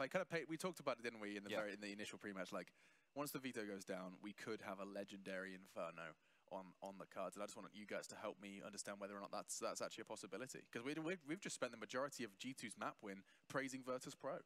I mean, that's where we've... Yeah, because they had the more difficult role, right? You lose both pistols and you still get to overtime, potentially. That's not easy to do, especially not on a map like Nuke, right? That's pretty much one-sided. But, you know, moving on to Inferno, this is one of those games where map doesn't matter as much as like the style in which the teams are playing or how they're looking at the moment, right? If G2 is only able to win a game if they have like a 5-0 and a 6-0 start in both halves, you know, that's a huge win condition. That's not something that's feasible, easy to do so much, you know. For VP, the fact that they're able to grind out these rounds like time and time again on both sides, that gives you, you know, a better chance coming into the third map. On T-side Nuke, going 0-5 down and ending it, what was it, 8-7? Like, that's mad math. That's bad math. Something like that. I don't know. Yeah, they had about 7 towards on the half change, which is just, you know, credit where credit is due. They looked fantastic. Chad, then Inferno. Do you kind of agree entirely with what Yanko's saying, where because of the scenario and because of the teams and the players that are on stage, it's not so much to do with how their map has looked in the past or whatever else, it's to do with what those two maps have done to them? I think so. I think true to form, you know, Pasha's still looking strong on the AWP, so that's a positive sign coming into a map like Inferno where we've seen him have impact this tournament. I think this is great for G2 though. They got that win. I know it was close, I know, but they're still in this. I think any reserves that they might be having, you know, about struggling in this matchup or losing their map pick or, you know, just having a pretty average game just then that they still got the victory on, right? That should be gone now. This is the last map. They're in the series. Should. So this is where I would expect them to come out swinging, or I want them to come out swinging and just be super aggressive, super cocky, take the fight to VP. Because when they were doing that in the early stages of Nuke, they were winning. It looked like they had a plan, and that plan was working. As soon as they lost track of that, VP got in control. So that's really important, not to let VP be the one setting the pace. I think G2 need to be confident. They need to be setting the pace. And then sure, you take your foot off the gas, but make sure you're actually, you're the ones choosing to do that. Don't let VP be bullying you around if you're on G2. If you want any additional insight, by the way, into what Shox is saying in that pre-match, in this now ahead of Inferno, I really recommend you guys hit up over on YouTube and just type in that Shox pre-game hype. Shox motivational speech. Motivational speech, because it gets me going every time. Have you seen it, Chad? I think so. Someone kindly did the translation. 5 fingers of one fist. Yeah, we are the 5 fingers of one fist. Yeah, if we get a kill, we trade it. If we enter the site, you come with me. It's like, I'm just sitting there like, I would go to battle for you, Richard Papillon. Richard. Excusez-moi. But yeah, no, truly worth checking out in this hiatus between maps, just so you realize that, like, I think that's what's happening right now. We're getting like a This Is Sparta kind of speech coming out from Shoxy as they prepare themselves for war. And it will be one map of Counter-Strike to determine if this dream run from Virtus.Pro can be realized, or if G2 can go ahead and get another trophy in this part of the season. We saw them in Sweden doing so, and now they're looking to do it in St. Petersburg. But standing in their way is a polar bear that's, well, it's used to the cold and looking good as we head into the warmth of Inferno. Chadney. Yeah, well, I want you to give me a rundown of, if I ask and you can't do that, oh yeah, sit on the fence. Last map, you've seen good examples of what looks good and bad from both teams. I want you to tell me who's going to take it, and I want you to tell me what thought process is going through your mind when you say so. I feel like G2, and this is the should, I feel like G2 are going to come out like swinging and very confident in this last map. I think they're just going to reset mentally completely, and we're going to see the G2 we saw earlier in the tournament. I think that they're going to come out and just be very strong, very individual, and setting the tone, like I was saying. And I think that they're going to take the series 2-1. Now, in terms of like what they're going to do differently in their approach, I can't give you like a tactical breakdown because we didn't get to see a lot in a 16-4 victory over Australia so earlier in the tournament, right? Was it against Australis? My memory's not serving me fantastically. Yeah, it was Australis on Inferno. The opening day. No one's nodding. You guys are leaving me out here. Maybe you don't remember either. Chad, it's been a long tournament. Yeah, it has been a long just tournament. go with it. Yeah, let's pretend. People are going to correct you on the internet no matter what you say. So. But I don't know. I don't know why. It's because Yanko and I did an impromptu analyst segment last night in the bar. Yeah. And I was asked what I thought. My gut feeling was 2-1 G2. 2-1 G2. That's the best rationale I can give you. Okay. I mean, Yanko, can you give me any more? Strong gut feeling. There's no better thing. There's nothing better, yeah. I think that the fact that VP has proven throughout this series that they are still able to grind out games and gun rounds, and the way they called against FaZe on this map, presumably Taz did, was just so good. Not in a sense that they anti-stratted FaZe, they were just on the fly, realizing what the setups were based on, you know, what utility was being thrown and, you know, some of the calls, sound cues and so forth, and they had the perfect calls for the different setups that FaZe was running. Now, I did say G2 likes to play more in your face than FaZe did, especially towards that A bomb side, so it's not going to be as easy to execute on them, but for G2, I feel, again, if they don't get off to a good start, they just seem in a very bad place for whatever reason. It's like you're in the semifinals, it's 1-1. You know, what are you tilted about? Just you have to focus on the game. The communication has to be very much on point. That comes from the atmosphere within the team. When VP plays like a default style and they're taking map control, you need to communicate. You need to like talk about, okay, pop flash me mids, so we retake this, or let's pop flash into banana, check that, get map information, get, you know, a kill. If everyone's feeling down for some reason, you know, that communication is missing, and that's where VP just takes over you pretty much. No, absolutely. But for prediction-wise, I feel like VP is going to close this out here 2-1. Okay.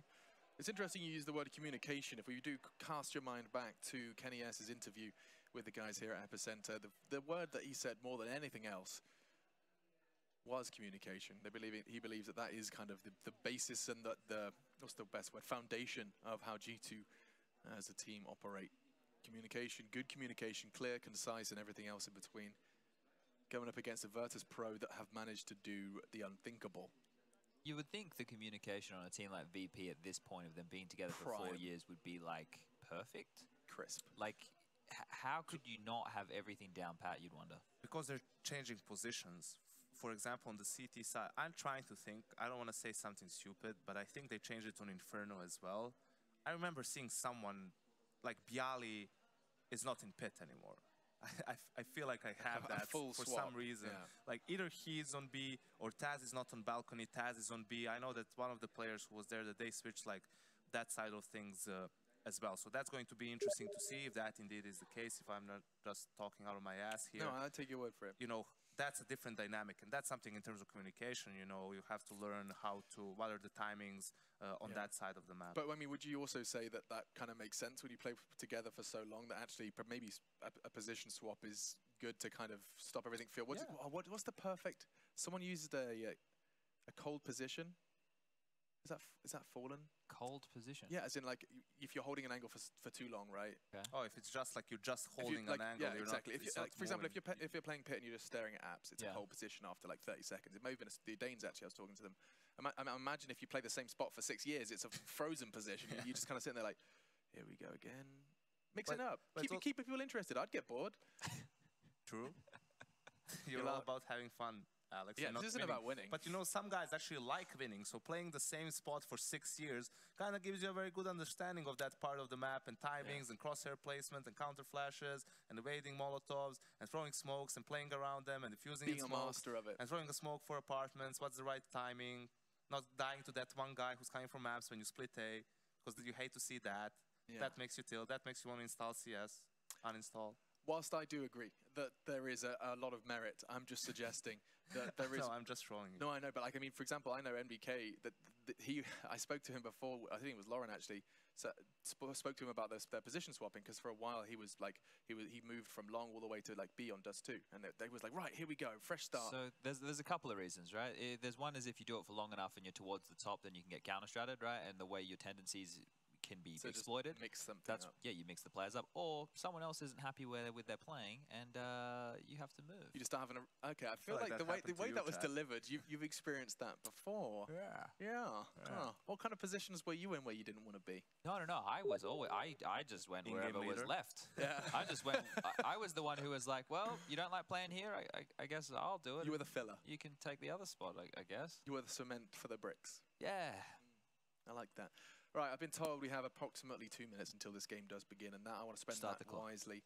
Clock starts, and this is where we prepare ourselves to just quickly outline what you have to look out for in that server. As this game goes down, as Henry and Sadakis continue to roar, as hopefully we get a full 30 rounds, what are we looking out for if I'm a Virtus.Pro fan and if I'm a G2 fan? What do we need? If you're a Virtus.Pro fan, don't get baited into force buys. They've proven against FaZe here that they can win consecutive gun rounds against pretty much anyone, even on the T side. So, you know, don't go for the dropping AKs and let's try to make it 1-1 at the beginning. Realize that you are a better team at the moment, it seems, at those pure gun rounds, and try to get as many of them as you can in the game. And for G2, Chad, I imagine you're going to start listing player names. No, just tighten up. They were getting into bomb sites. They were giving away a lot of free frags, even in rounds that they were winning. And then we saw time and time again, there were certain scenarios where, with a 5v3, in a 4-on-2, that they're throwing it away because they're wanting to finish the game too quickly. You're going to finish the game quicker if you win the round you meant to. So just slow it down, take every round seriously, and don't overpeak. That's one of the main criticisms I have for them so far. I love it, guys. It's been a pleasure. Right, now we just get to go sit back and relax as much, just like you, and watch this one. It is our last game, last map of Epicenter main event day 1. St. Petersburg needs 2 grand finalists, and currently SK Gaming are without an opponent. Will it be Virtus.Pro or G2? Henry G and Sadakist will tell you who. We will try. We will try. They will dictate it. We will just publicize it to the world, like the world media that we are, except we tell the truth.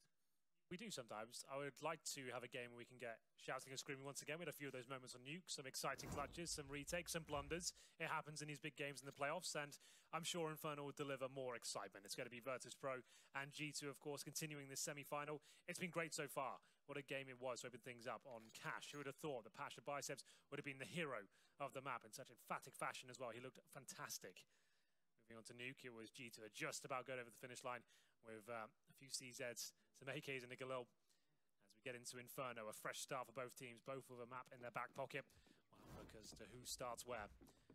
Looks like it'll be Taz and Co. Virtus.Pro, of course, on the CT side. G2 with one smoke, a couple of flashbangs.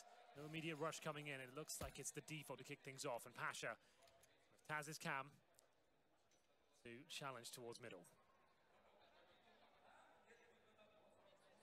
Taz is all over the place. Yeah, he's a bit of a wild card. Taz cam. With Pasha's name.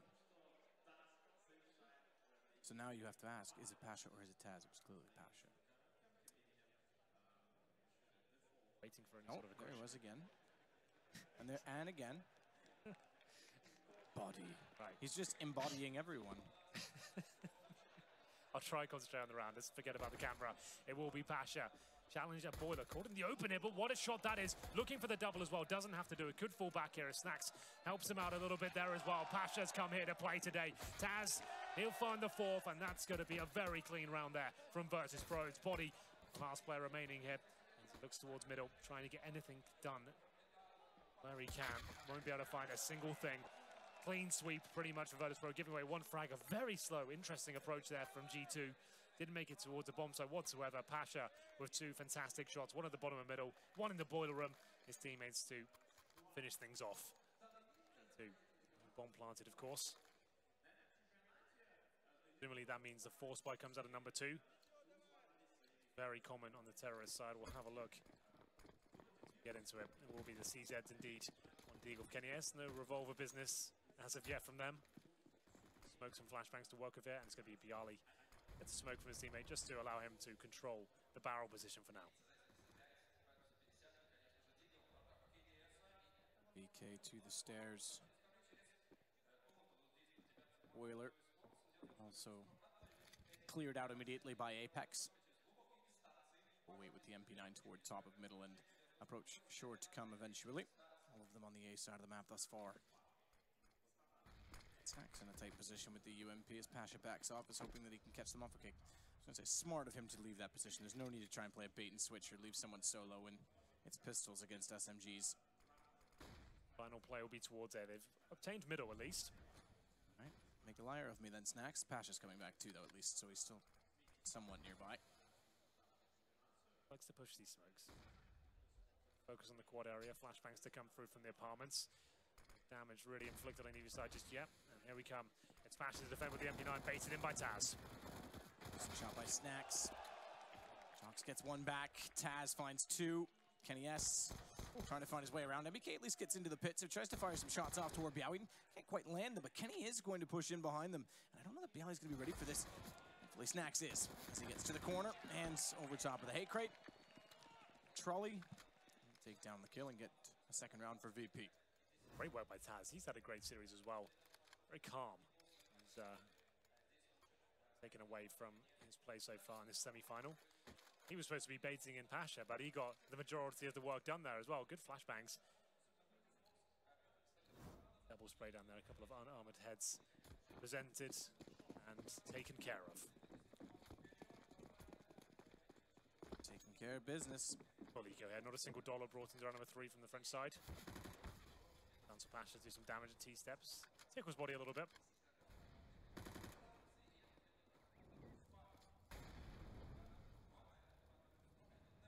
Pasha with crossfire set. Nade goes out. Deploys.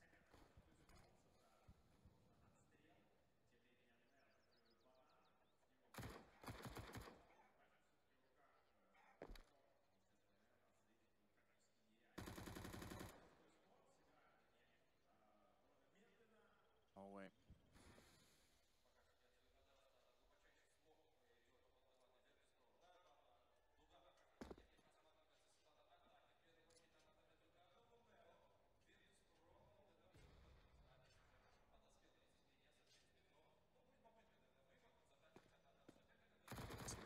For them as they walk around. He'll back off. It's all formality at this point in time. G2 play it slow so they can take advantage of any mistakes that Pro might make. Pasha will do his best with the SMG. He's going to have to swing back now. He actually got dinked up by his teammate, which puts them low. And Body and Shocks make no mistake, but Snacks and Bialy will make up for it all. 3 kills for Bialy. Yeah, 2 kills are just the Glocks. Pretty much as good as it's ever going to get. G2 will take that. Go into the first gun round now. Remember, they did force buy in the second. Unlikely to bring out the AWP in the first gun round on the T side, but definitely still a possibility. As just working out what they want to do this round. With the SMGs available, maybe they'll go for an aggressive play here, try and take control of the bottom of Banana.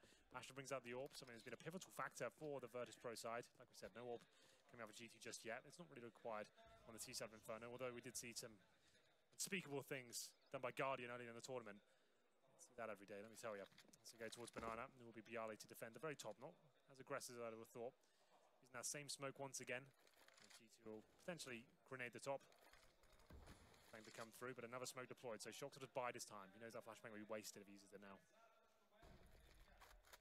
Problem is for Virtus.Pro, both smokes have been deployed. They still have Neo there with one in his back pocket, so okay for now, but still a lot of time left in the round.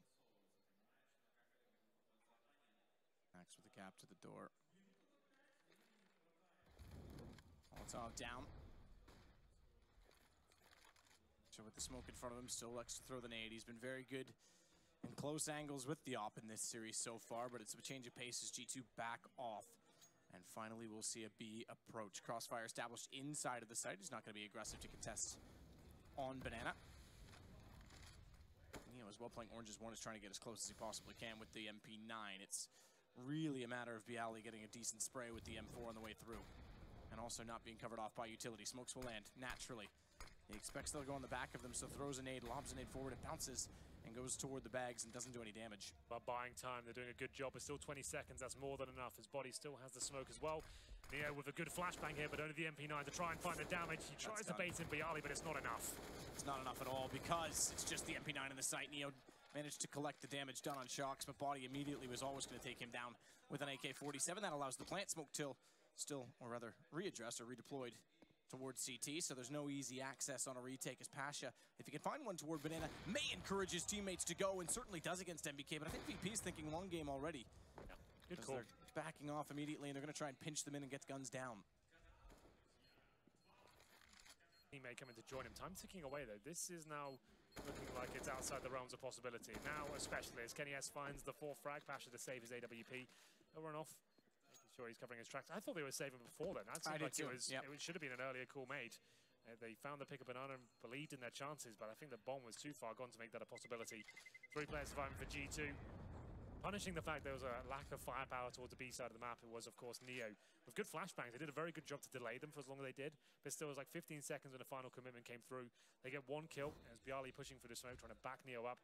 He got fully blind, couldn't do anything about it, and Neo didn't have the weaponry to really cause a significant dent on the offense of G2 there. The first round picked up with 3 players surviving. Going to the next round. Double AWP set up for VP. Neo Will be joining Pasha. Taz is just down to the pistol here. They have to rely on the early picks, and Pasha knows it. Almost hits the shot. Spots one towards T-steps. No AWP to challenge back, so at least get the information. They could be heading towards B here. There's actually 4 players on that side of the map. Maybe even MBK coming to join him as well to make it 5. They have got banana control, but BLA is not giving it up without a fight. Spraying off through the smoke. Gets a decent nade off. Actually does almost nothing. Does 3 damage. Shoxy that. Molotov's down on both sides. His body continues forward. Neo trying to get the pick. Goes back and gets 2. Both body and Shocks line up and they go down. It's Bialy that's still holding off the angle, spraying into the smoke, and G2 will be so disheartened in trying to get into the B site. Now they go with smokes, but commitment not complete. Apex wants to push through. He does. Gets. Oh, what? Got behind Neo, and somehow Neo got the shot even still. Unbelievable round from him. The double kill, following it up with a 3rd as well. But MBK is still trying to do something with this, but not really enough. It's going to be a 4 versus 1. Bit of utility in his back pocket. Just trying to make this an expensive round for Virtus.Pro at this point. Looking towards B, but Pasha there with the AWP. Presumably he hits a shot. Doesn't actually. He'll fall back. They've got him locked in, so he at least can't escape. Neo was skeptical with the double AWP setup, but he proves the head is wrong. I need to see that perspective of that last shot. Wasn't bad, was it? Like a full 180, just like presses the triggers. He goes by Hiko style with the pistol. Like, guess where he is? Will eventually go down, but his job's been already done in this round for a while. Someone else can step up and do the rest. Yeah, he does it. I don't think he will. That's actually a massive deal. Because MBK, sure, he only gets 2 kills there, but he stops him getting that secondary AWP. Here's the collateral. They run straight behind each other. Not even a headshot required, and here it is. Hello. Oh my god. No scope 180. Why not?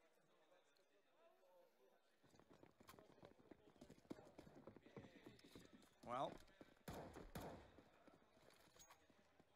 excuse me, rather, smoke from Taz goes toward Banana. That's the equivalent of what used to be the statue smoke where you throw it to Banana while going A. As the maps develop, people have found quicker ways to do it, so it's more or less the same. You can't do it as deep as you could before, but still very beneficial, and so is that. MBK finds the first shot, takes down the AWP as well. It's the only AWP they've got. No more double AWP setup since he denied it in the previous round. They'll have an opener, and this was the force buy, remember. The Galil to find that first kill. Yes, takes the AWP. And for the job. We'll be committing towards the A site here. Taz to defend with Snacks. And yes, we'll go back turn, no flash around the corner. Both in, both by Snacks. Even if they go by Snacks, Taz is there too. And Taz may fall, but the bomb has also hit the deck. Kenny S on the A site. As always, oh no, don't give him a chance. Don't give him another shot. Now he thinks they're still up close. He's backed off through the smoke. He's got it down to a 1 versus 2. As soon as you give Kenny a chance inside of this site, you have problems. And he's going to go, you know, so close. I thought maybe he might hit it. Could have absolutely done that.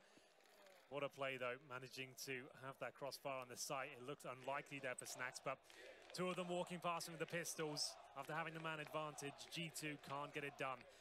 The force buy yields no bomb plant either, so they'll be down to just pistols this round. 5-1 for Virtus.Pro. Gunning for a place in the grand finals where SK Gaming wait with a mercenary, no less. It's absolutely true, yeah. Just Eagles, PD50s and Glocks here. No nades, no armor. Pasha looking confident. And changed his approach since getting taken down by the Galil in the previous. It happens from time to time. 7 and Kenny S waits by the flames. Likely G2 get much more done than a single kill in this round. Will peek toward Boiler Door. Apex sticks a kneecap out. Maybe expected that he was shouldering and would come back, so tried to pre-fire the secondary peek, but there never was one. MBK, meanwhile, gets to the end of the apartment hallway with Taz on the balcony just outside of the door. Certainly going to be there when MBK tries to go in as well. Behind the pillar, they know Snacks is there. Goes for the peek. He may get more than he was bargaining for as he pops out and they walk up in a line. It's Taz to close it out. So against Shocks, 6-1 Virtus.Pro CT side. Good start of Inferno. He does it for Virtus.Pro. Clean round there. Didn't give up a single kill. Great start. It's G2 that are renowned struggling to get back into maps once they have huge deficits. They got for us. We haven't really seen Kenny S do much with the AWP as of yet. First half of Inferno.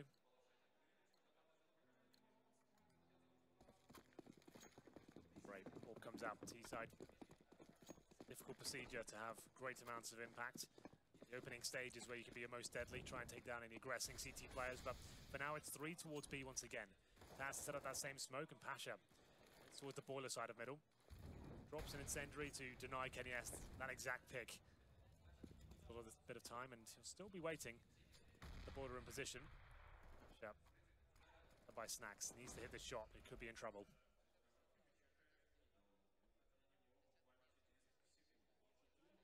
Close to the... Oh, no. Apex was... Did you... He was looking at his teammate scream. He wasn't even looking. That could have been crazy. Looked over... Oh, wow, what are you doing there? That was a bit peculiar that Pasha walked out so eagerly toward the top of middle.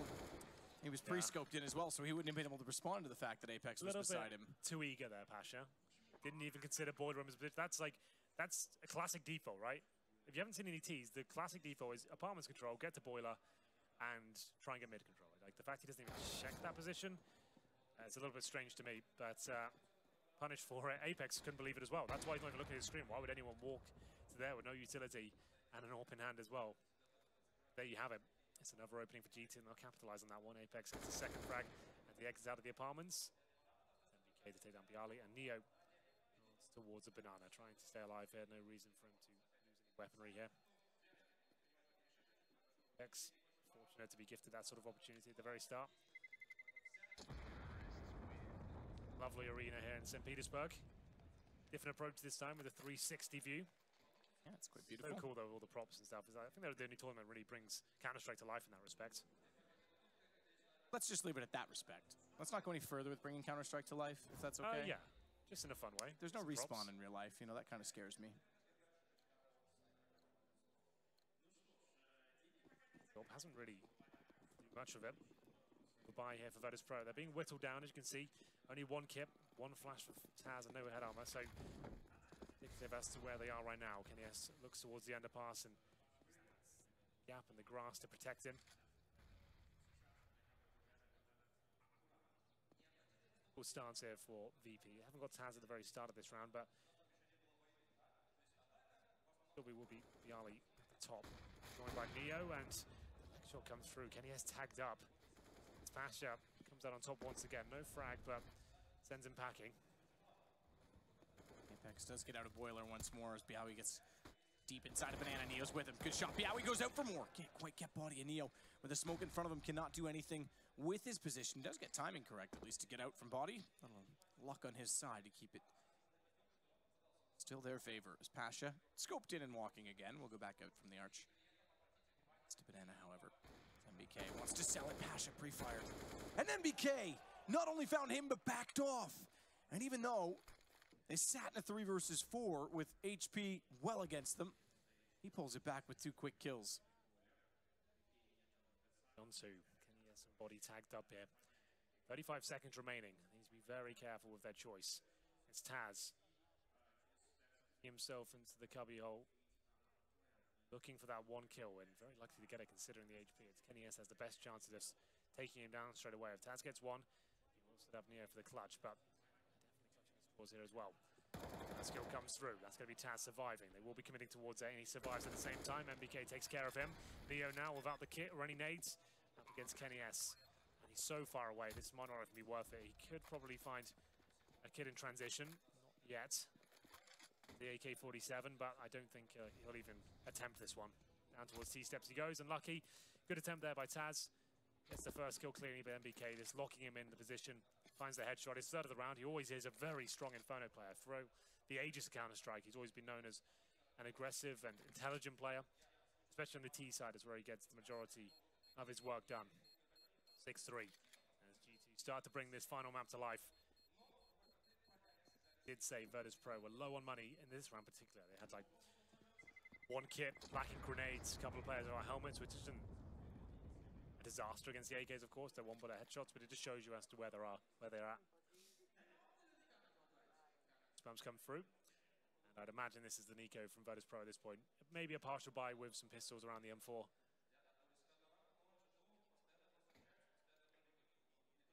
From young Nathan.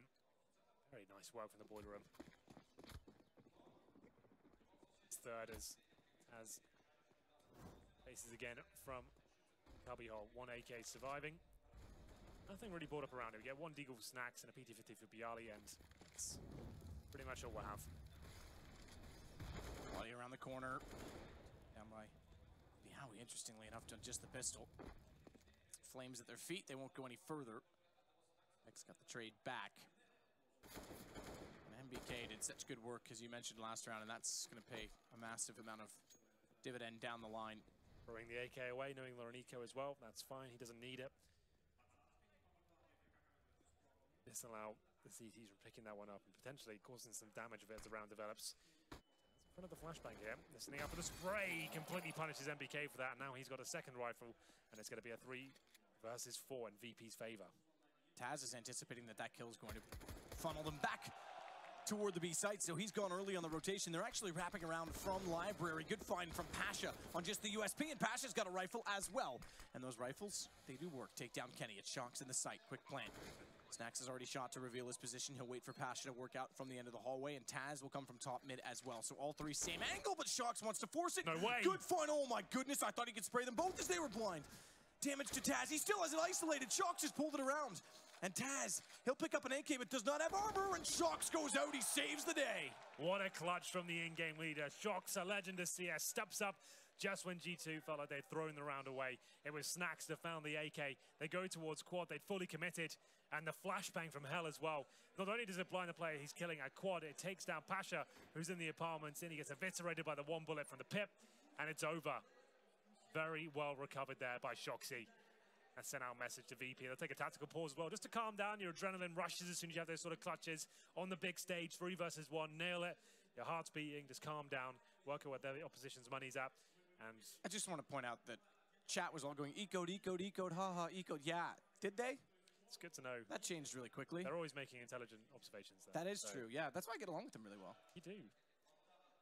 My only friend.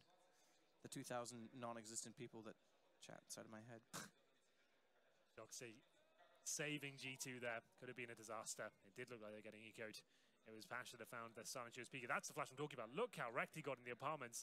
Gives him a chance to get into that pit position. This is the part that impressed me, though. Doesn't take the second fight, just wants to isolate it. Yeah, nothing Taz can do there. Picked at the rifle, but no armor. Down he goes. Flashbang in towards Banana, and 6-4. Tightening things up now. It's the UMP for Snacks. No orbs available for VP. One's running a double orbs. I think that was triple grenades towards the sandbags there. So Bialy, lucky to not be in that position. Molotovs deployed, and this will be full Banana control for G2. Could get execute off the back of this. With smokes towards coffins, CT spawn flashes over. Don't have to, of course. He's taken vision away from CTs and then she baited out the grenades. Oh, the chicken. No, don't do it. Lives to fight another day. Bialy will try and hold off everyone over toward B. He's not alone, but they're both playing on the CT side of the entrance. Both he and Neo. Neo, I assume, is boosted as they run back and leave the position to just him. Time being, as there's pressure again toward the mid-wall from G2. They've been great at least controlling mid-wall without losing too many people, but getting there.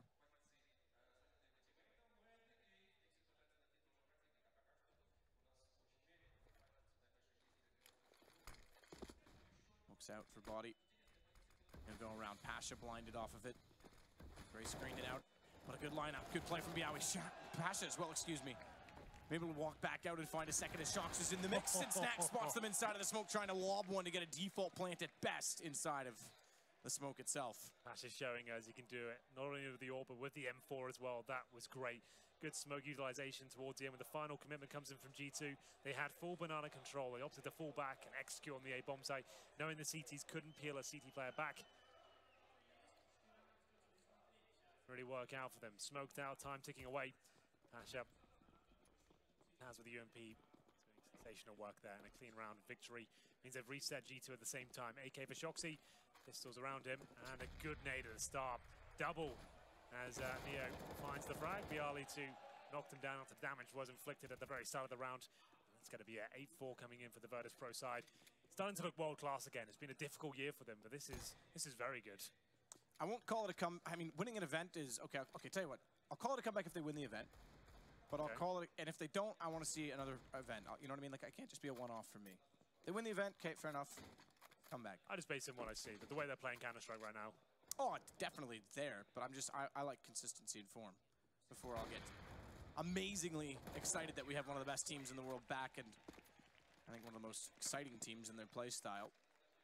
I guess more to the point, I'm hoping that it's not going to be a one-off in saying that. Yeah, the problem is like Pasha doesn't play like this at every tournament, right? Like, exactly. The tournament he's had has been obviously influential as to how well they're playing right now. He seems to not be making a single mistake at the moment. 8-4, round number 13. Another investment here from G2. We'll have a look as to how it develops. The crowd is starting to get hyped up. That's what we like to see. Yeah, it's difficult, but I thought it would be. Galil's CZ, they've opted for a bit more utility over the firepower. Slightly misthrown Molotov, will still be fine from Pasha. Same smoke seems to be a little bit troublesome for G2. They have to expend a lot of utility to gain the map control.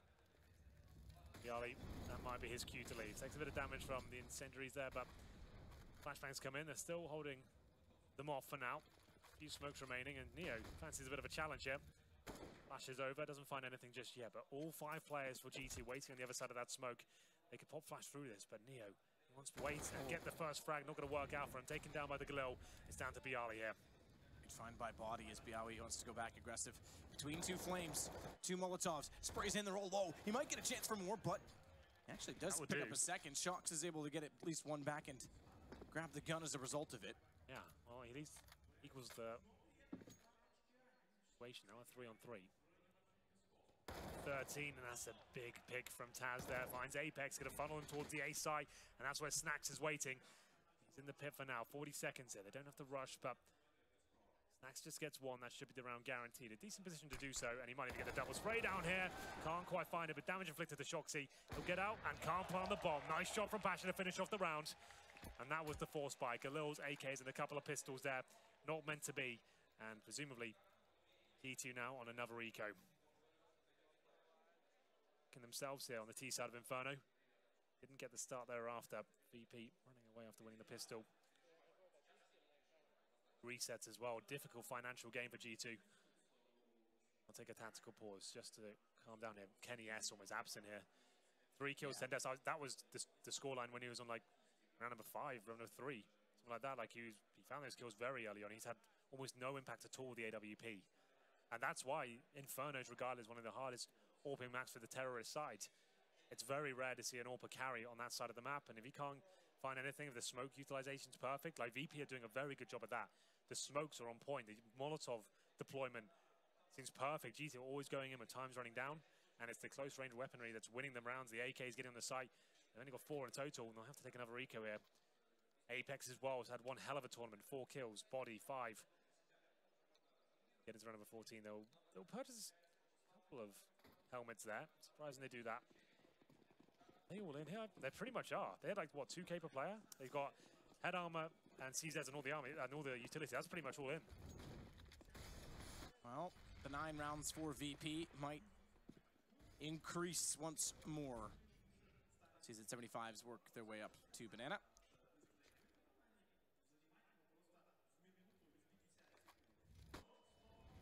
Now, meanwhile, jumps away from the flames.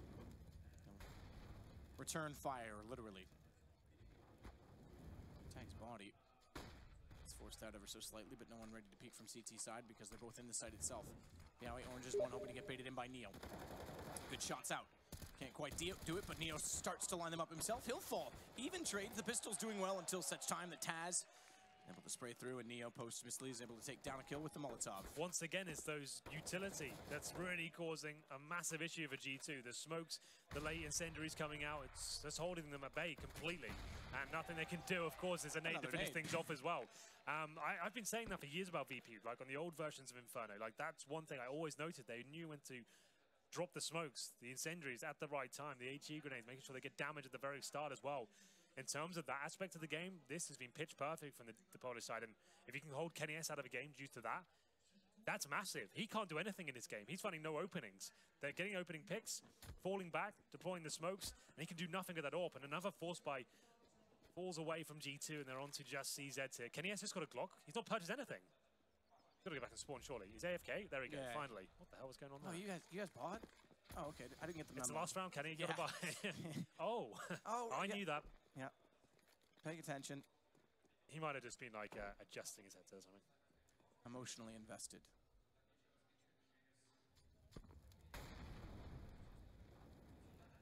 Shocks. Flash bounces, tries to catch off Snacks with it. Snacks won't have any of that. He'll get closer himself and expects that they are still having a presence on the inside of the smoke. They are not. They're actually going to wrap toward arching. Do so successfully by getting Biawi down and picking up his weapon. Neo does get Banana covered off, so the split not really going to work if Neo's able to close down one entire half of it. Oh, that's the thing.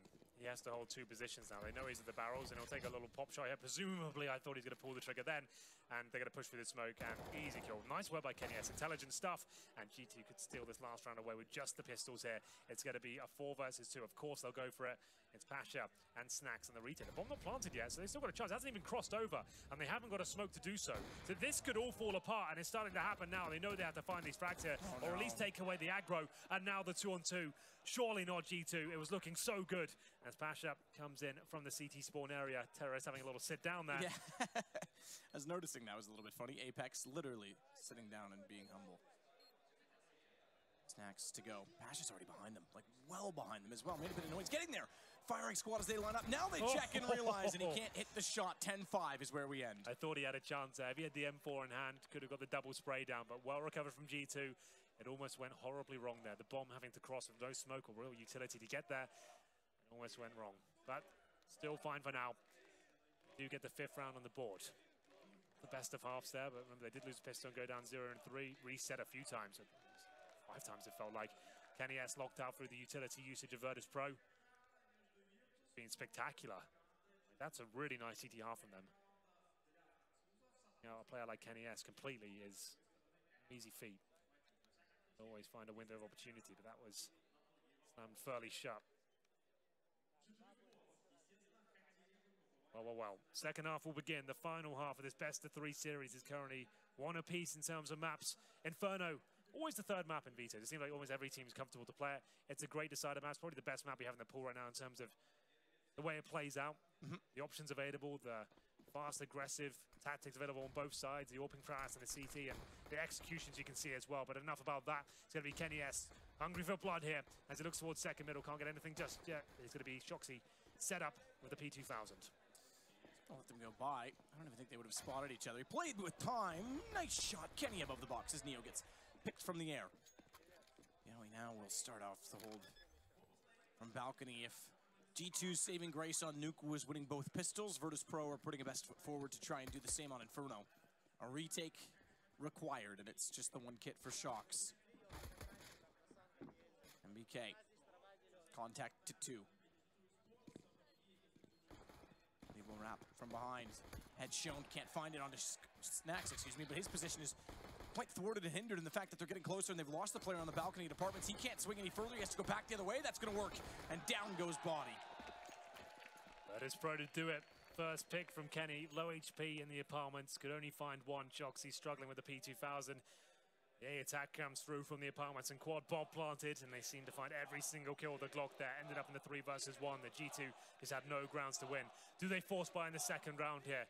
We saw some discipline from them. Cash didn't actually do that on the CT side, and we're going to see more of that here. More and more teams focusing on this approach and knowing you don't have to have armor with a deagle. If you're going to get a 1 deag, it's unlikely anyone's going to fire back regardless. So get those deagles out, sure, but no need to throw the money away completely. I like this approach. I think this is the way the game should be played. It's acceptable on the T side. You don't need as much money to force buy or buy on the first gun round. I have the Eagles, a CZ, 1 smoke. Only 1 player defending towards B. That's MBK, but he had a smoke to buy him some time. So his teammate will throw that smoke at the top, and he has 1 himself just to hold them off if required. Not going to deploy it at the wall position, but he can throw it at the choke point as they make their way in. Looking likely to be a B execution here. No one towards apartments or middle whatsoever. MBK deploys his smoke finally. Still not going to do a great amount of good for him. It's going to buy him 15 seconds apiece, but after that, what happens then?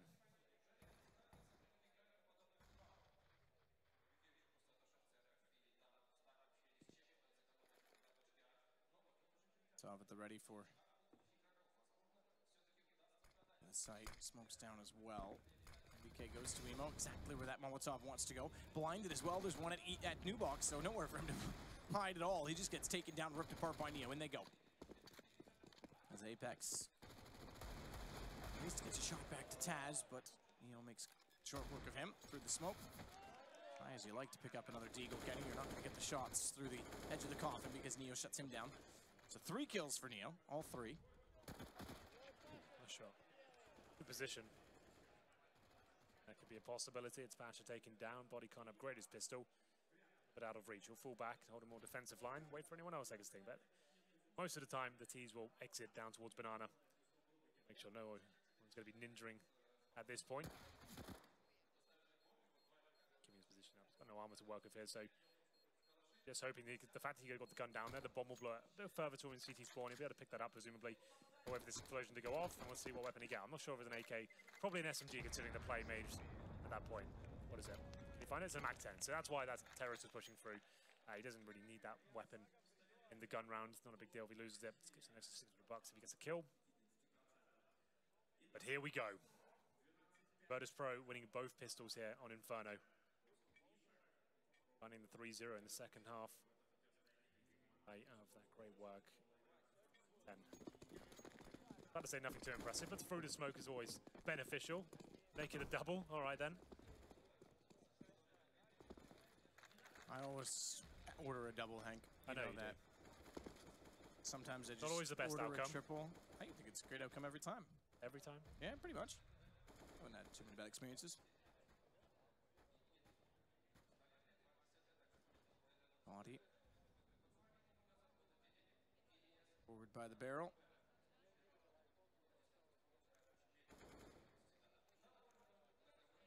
Just 4 to go for Virtus.Pro to win their 3rd best of 3 against top opponents this week. This tournament knocked out Gambit, who nearly took the series off of FaZe, then knocked out FaZe themselves. The boost coming towards quad, potentially pushing the smoke at Arch. I like this again for a straight up wrap. It's the round against the G2 pistols. Shouldn't be too difficult, but I still like the calculated attempt, making sure they don't give anything away. Smokes towards the Arch, the library, and the quad indeed as well. 13-5 will be coming here. This is looking very good. Who would have thought? Virtus.Pro, it's a huge advantage. Distance now making the grand final. All quiet again on the Western Front. This Shocks, MBK, and Apex spread out across the map. Maybe try and look for some exit kills and guns. In doing so, Shocks posted inside of the apartments. His teammate making a ton of noise behind him. That's Neo. So he'll go continuing forward, and Shocks behind an open door. Not be able to get a rifle. Door open for this exact reason, hoping that MBK could clean up anything further, but no such luck. There we have it, 13-5. Clean conversion from Virtus.Pro. Inferno's looked pretty spectacular so far. Can't interact like we usually do with these lives, man. We normally have some fun. Yeah, I get them to write words. And we got ESL out of them before, That's remember? true, that was incredible. That was awesome. It was awesome indeed. Snacks was certainly awesome on entry. We get to the guns, and Kenny S on the AWP is heading toward middle. Did not fully invest in the second round. So you get the AWP, couple of, well, 1 kit and some okay utility as well. No incendiaries, but it's always going to be a difficult first round for the CT sides. For losing that pistol. Bit of a bonus situation considering we've got Neo on the MAC-10, 2 unarmored heads, so definitely caused some damage with that weapon. Pasha back on the AWP. 3 rounds away from closing this one out. Most unlikely storylines coming into this event. Virtus.Pro in the grand final. It'd be a reality at this point.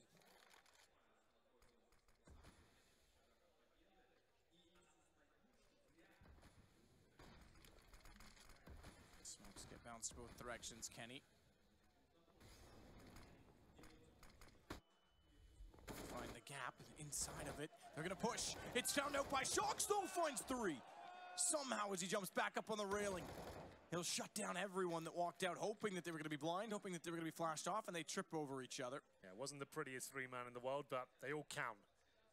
Guarantees the round as well. Great work by Shoxy. Taking him back to save already. Why not? Well, all the way back down towards spawn for now. We'll see if they stay there or not. Reason for G2 to give anything away at this point. Make sure they allow their own money to swell. Was a bit of a bonus round there from VP considering they had the Mac 10, but opting to get out the apartment, smokes deployed, flashbangs over. Shoxy, brave enough to stay on the balcony position itself, gets gifted with 3 kills. A little bit clumsy on their exit, but obviously when you hear the gunshots coming in, you're trying to stop, work out where he is. You can't see anything because everyone's got grey screen. A really clean exit out of that balcony if you're going to go out with a smoke down.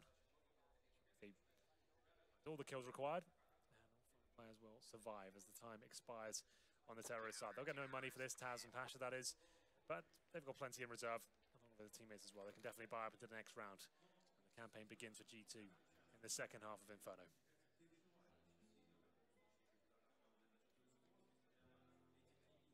Great entrance, but countered off. They tripped over, literally over Shox, and it held them all up and in place. Didn't expect them to be so close, obviously. And they manage to at least carry some guns over VP, so we go 13-6. A little bit of hope instilled back into G2. But hope needs to become confidence. They want to continue this on. Kenny didn't have a spawn to quite go for the mid-pick last round. He actually stopped up. This time he's gone all the way around the A site, and he's playing the Boiler side. Boiler, which Snacks now gets in. Which Snacks now gets inside of.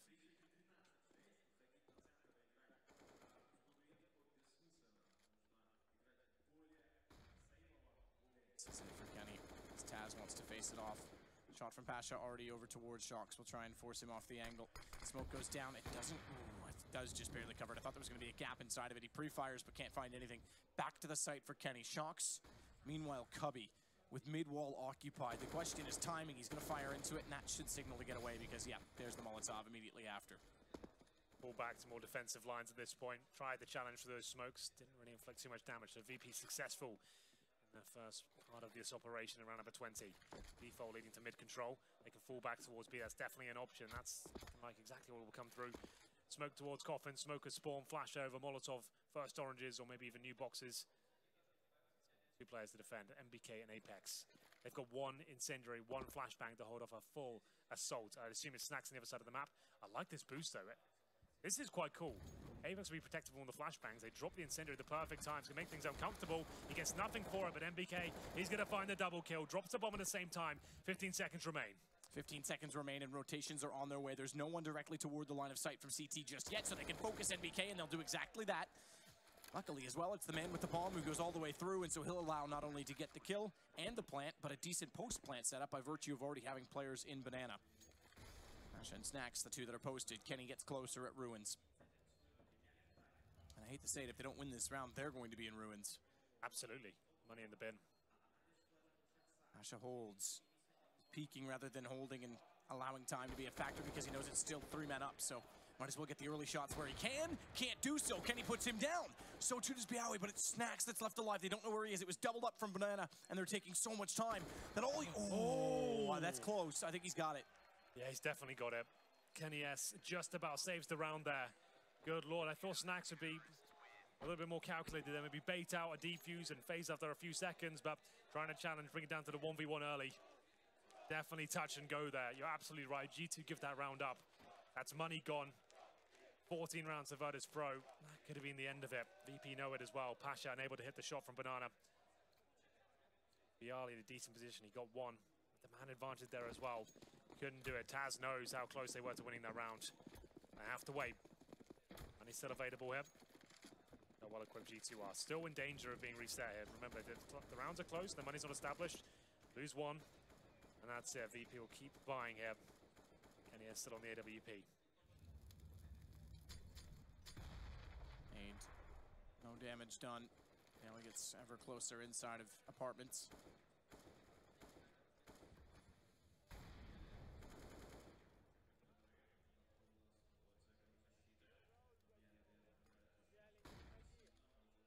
And he's definitely posted for his entrance. He'll smoke it off instead. Wants to turn his attention elsewhere, namely toward the arch side, top mid entrance.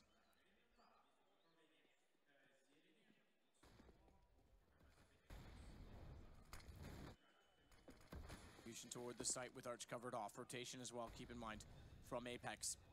He's at CT. 3 players, though, directly by the arch and sit front library. The question is, with the smoke down, who strikes first? Is it Shox who gets his vision back? It certainly will be, but now Apex to try and flank. They have to have coverage in both positions.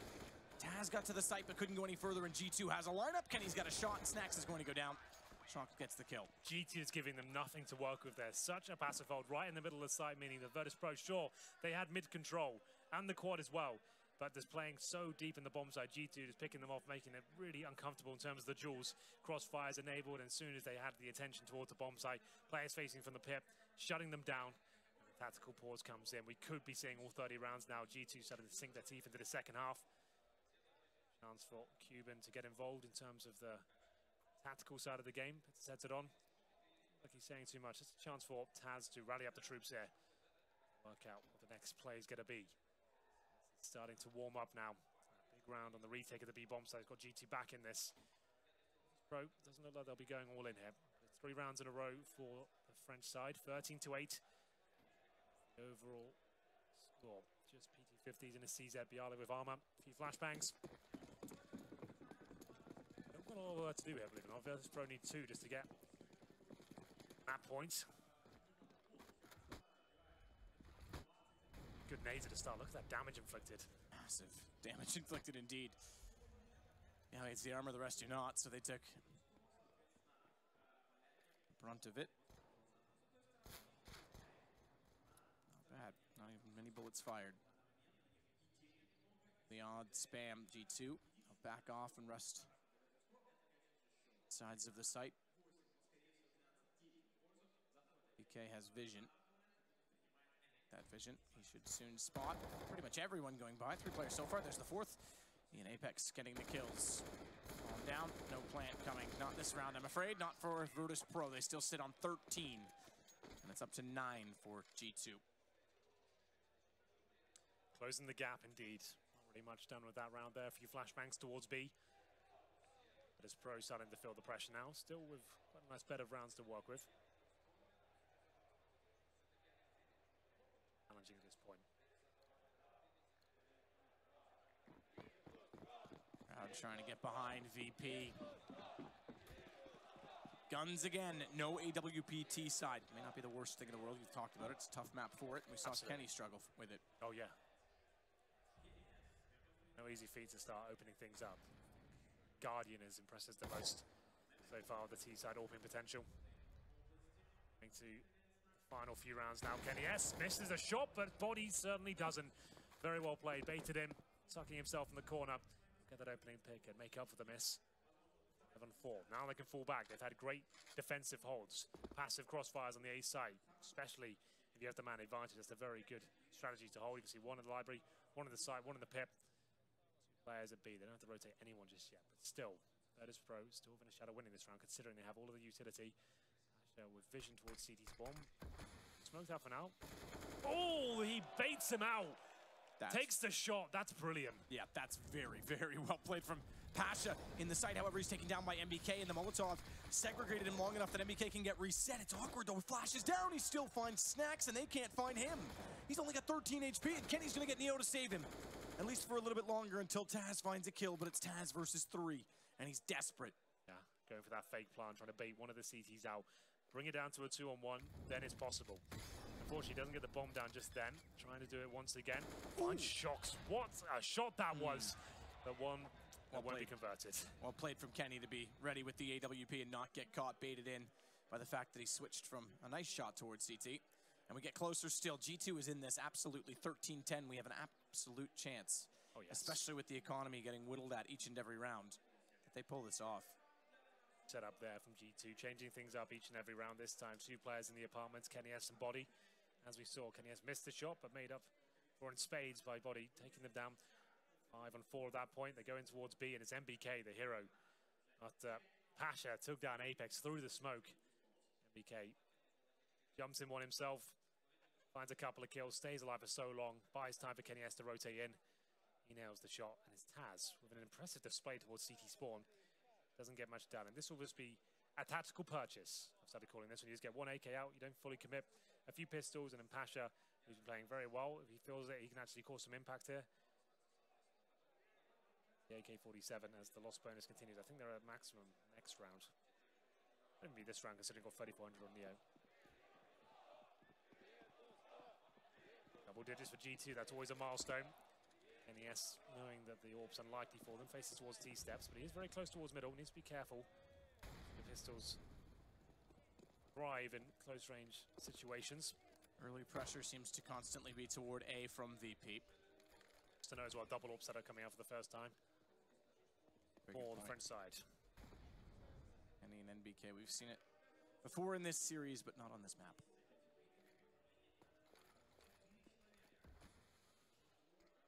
Balls deployed from VP. Isolation of Pit. They're already inside of it. Snacks well inside of it. Body's completely blind. If Snacks had gone sooner, he may have found him. But he's the only one there, and he doesn't want to reveal himself too soon. The smokes are going to dissolve any second. And the problem is that Body should spot Snacks when they do, but he fires, that gives himself away. AK picked up for Snacks, but he gets... Oh, we snapped away. I thought that was Snacks going down. It was Taz that was found at Arch. I was going to say, if Snacks went down immediately, that would cause problems. The fact that he still has the Pit to work with. Exactly. He can buy so much time here. They know it. They're going to try and boost up. This is getting a little bit scary for him. He's locking two players in the site. And now he knows they're still locked in there. He's going to call for his teammates to come back. Potentially going to go for the pincer maneuver here. Seeing Kenny S stuck in a horrible position, knowing Snacks can pounce at any moment. The interesting thing is they still elect to go this way despite there's only one in B, because they have, it's the lesser of two evils. The one you know, the devil you know and the devil you don't, because they know exactly where they are. They're in the site. But Shox has potential on the M4 to find multiple. And Kenny on the op needs to be quick. He's downed already. Snacks trades it. That opens it up. They just have to get the plant in. This started out with pistols, and it could find the 14th round. 8 seconds, they'll go for the safest plant possible, but the least open for a post-plant position. They have to trade off MBK immediately. He's got the AWP as well in a 2 versus 1 situation. He can probably find a rifle, but he's smoked off for now. One flashbang remaining for the terrorist forces. He smokes in to at least get close to the bomb site here. His flashbang deployed as well. Can he find anything here? He hasn't shown he's got the AWP just yet, and he misses his opportunity. That was his chance. Bialy jumps up into his crosshair. He wasn't expecting it. And Virtus.Pro steal the round away with P250's armor and 1 AK-47. Sure, it's Pasha that doesn't get the kills with the AK, but his teammates certainly do. Snacks just buying so much time there. The fact he gets in the pit. He waited as well to get the exact moment to strike. Got in there. And they knew he was in there as well, but they couldn't risk losing a player in that situation. In towards CT spawn. They got called back. They pincered the site, knowing that Shoxy and Kenny were stuck in a horrible position. It's going to be invigorating up there for Virtus.Pro. Take a tactical pause. Like we always say, if you win a big clutch situation, take a timeout. Just work out what the plan is going forward. Let everyone calm down. Celebrations will come through. Emotions riding high. Around to win after getting shut down on the previous gun round. Absolutely. Everyone back in the zone. Money going to be strong for them now as well. Pasha behind the previous. Bob. Screen has had a quiet game by his standards. Kenny.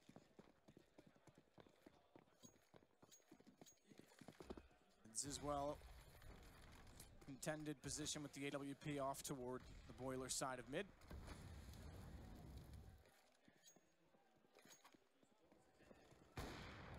Shots rattle out from the op.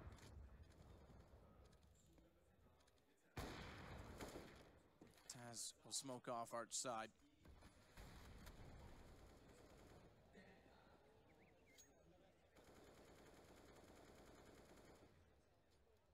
Boost as well. Shox above the smoke to make sure they catch off VP before they get around. Shoulder shows not shot, but now the spray comes through. That's enough. 2 kills coming in. The boost yields a frag. 5 on 3. We've seen these positions before, but G2 have given them up on previous maps as well. Snacks steals a kill back. That's towards Quad, trying to make his way towards the pit. Still plenty of time, 50 seconds, but Snacks isn't messing around. Good flashbang, can't quite find the frag, but there it is. Headshot comes through, and now he's leveled the playing field. Bialy chimes in as well. Oh, and Neo found Shox. All 3 of them covered each other because they should have been traded out, and Kenny's broken. Kenny's completely broken. This will be map point for Virtus.Pro. They had it done. They had it dead right. Snacks hits the first shot. Bialy gets both them. Kill the person that would have traded them, and then Neo takes the person that would have traded Bialy. 5 on 3 again for G2. it's not necessarily them making mistakes there. It's Snacks just going beast mode as he flashes the bomb site, finds 2 kills out of nowhere. Viali helps him out, but it's so demoralizing. Knowing the money's low, MBK knows, oh, I have to do something here. I can't allow him to run away with this one, but gives up the orb. Might have wanted to save that one. But 5 series points here for Virtus.Pro. Seconds away from making it to the grand final. Look at the money, it's in disarray. This is going to be such a difficult round for G2. I assume they take the tactical pause here if they've got one left. But Kenny, yes, as he saw, he is a broken man. Can't get anything done here on Inferno. It looked so good in the playoffs. Sorry, the group stages. The playoffs is where they seem to lose that stardom, and like they completely bulldozed their way through the initial group stages here. The strongest looking team.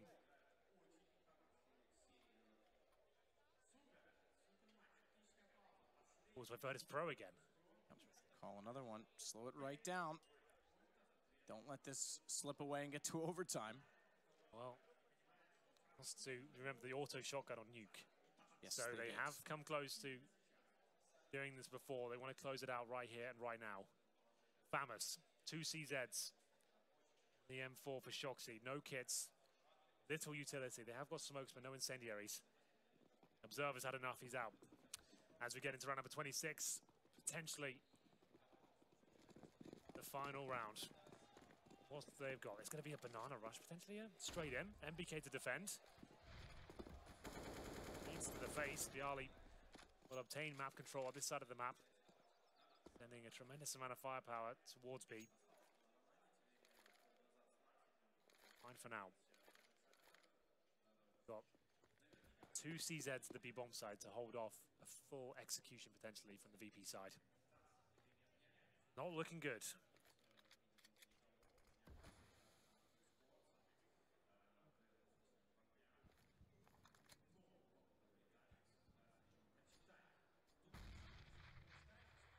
Kenny.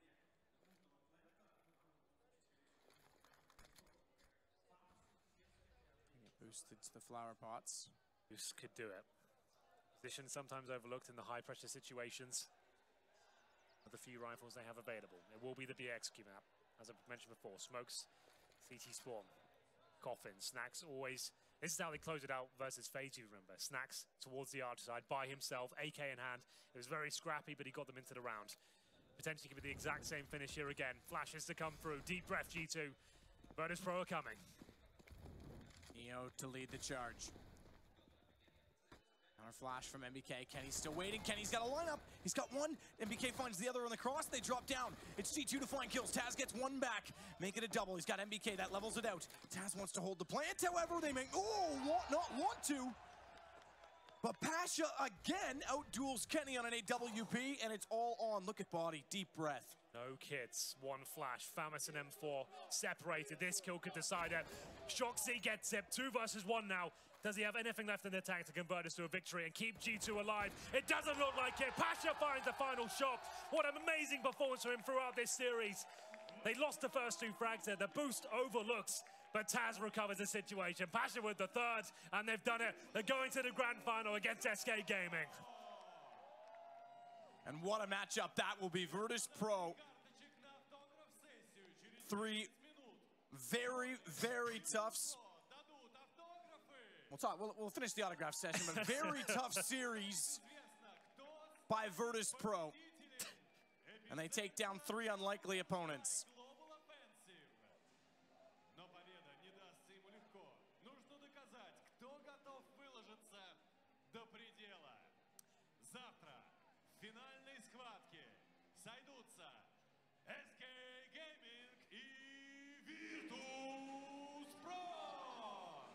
Well, there's the official announcement for the final.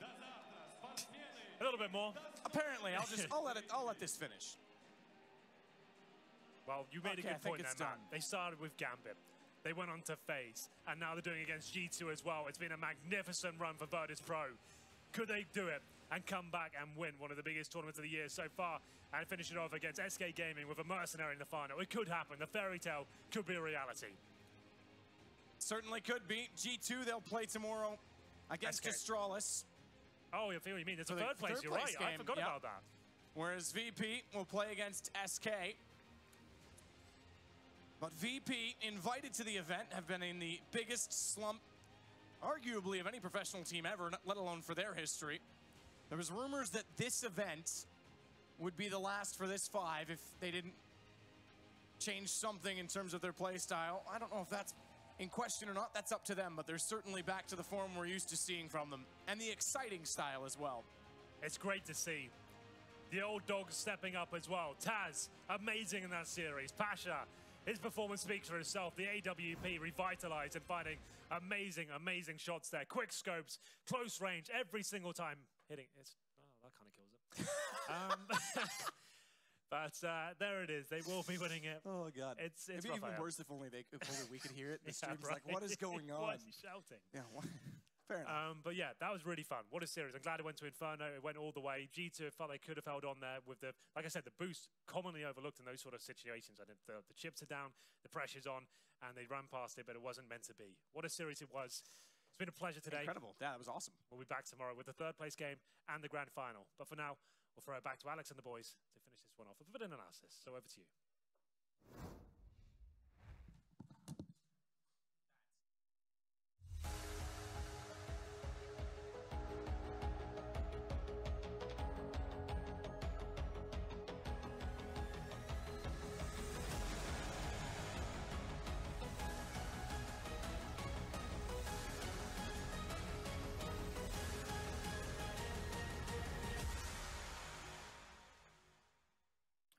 Really just cannot quite put this one together.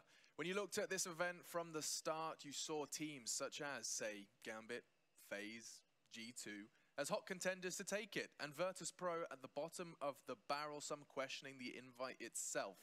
And yet here they stand in the grand final, one final hurdle to overcome. The Poles have truly stood tall. Backbones of steel. I'm joined by YNK and Chad Birchall. These guys have shown a level we have not seen. That's been said. But what has to be said is the resilience. They have not only done it, but they've done it versus opponents like G2. We could not stop praising G2 in that group stage. Wow. You know, Alex, this is reminding me a little bit of SK's run when they were Luminosity at DreamHack Winter 2015, right? They like made the roster change for them at the time, but they lose like the first game of the tournament, 16-0 to Fnatic. And they go on this crazy run where they beat like NIP, you know, TSM that's now Astralis, NVS as well in best of 3 series, like just one after the other, all the way up to the final. And that seems to what's VP doing at this tournament. You know, they lost the opening series to SK, and then after that, they're just beating Gambit and FaZe, now G2. These are like the world's best teams pretty much. So it's incredibly impressive that they managed to also, every single series is a 3-mapper despite their loss. They're grinding out these games time and time again. Grind. We use this word a lot, don't we, Chad? Grinding out wins. It's not necessarily, they don't need the game in their favor to come back with a win. And they even had to grind out a couple of 3v5 scenarios, and there was a few gifted as well. So they're pretty lucky with that, right? They had a couple with bows on, and they had a couple that they had to rip away from G2 towards the end there. But I think to close that out, Snax was the man who was doing a lot of pivotal plays, and he finally arrived for VP. We've been saying he's having a rough tournament, but in that Inferno map, when things got hot, when things got hard, he had a huge impact. From Pit on that eco round, staying there, just juking, making the 2 site players, they can't move when he's in that position. Fantastic little maneuver by the VP guys to run across the site, draw the fire, take them down. That was a great play, and then he followed up with another big round after that. Just to continue on that thread, look at that round, so 4v3. G2 in a 5v3 situation, the round before last. Okay. They have the pretty cool boost on Arch, they get that kill, MBK gets the kill with the op. What happens? 5v3, you see Kenny S running across the site, wants to get to Pit. Now, thought process is fine, you want to get to Pit, there's no one there, you're all towards side, but you have to be aware because of your setup, you know, the T's could be there. There's a chance that someone could be there, and a player was there, and Kenny S dies, and that gives away like the fact that there's no one towards that side of the map. They get the favorable trades after that, good pop flash into the site, and they win a 3v5 round out of nowhere. And you feel like that completely broke G2's back, because if G2 wins that round, they reset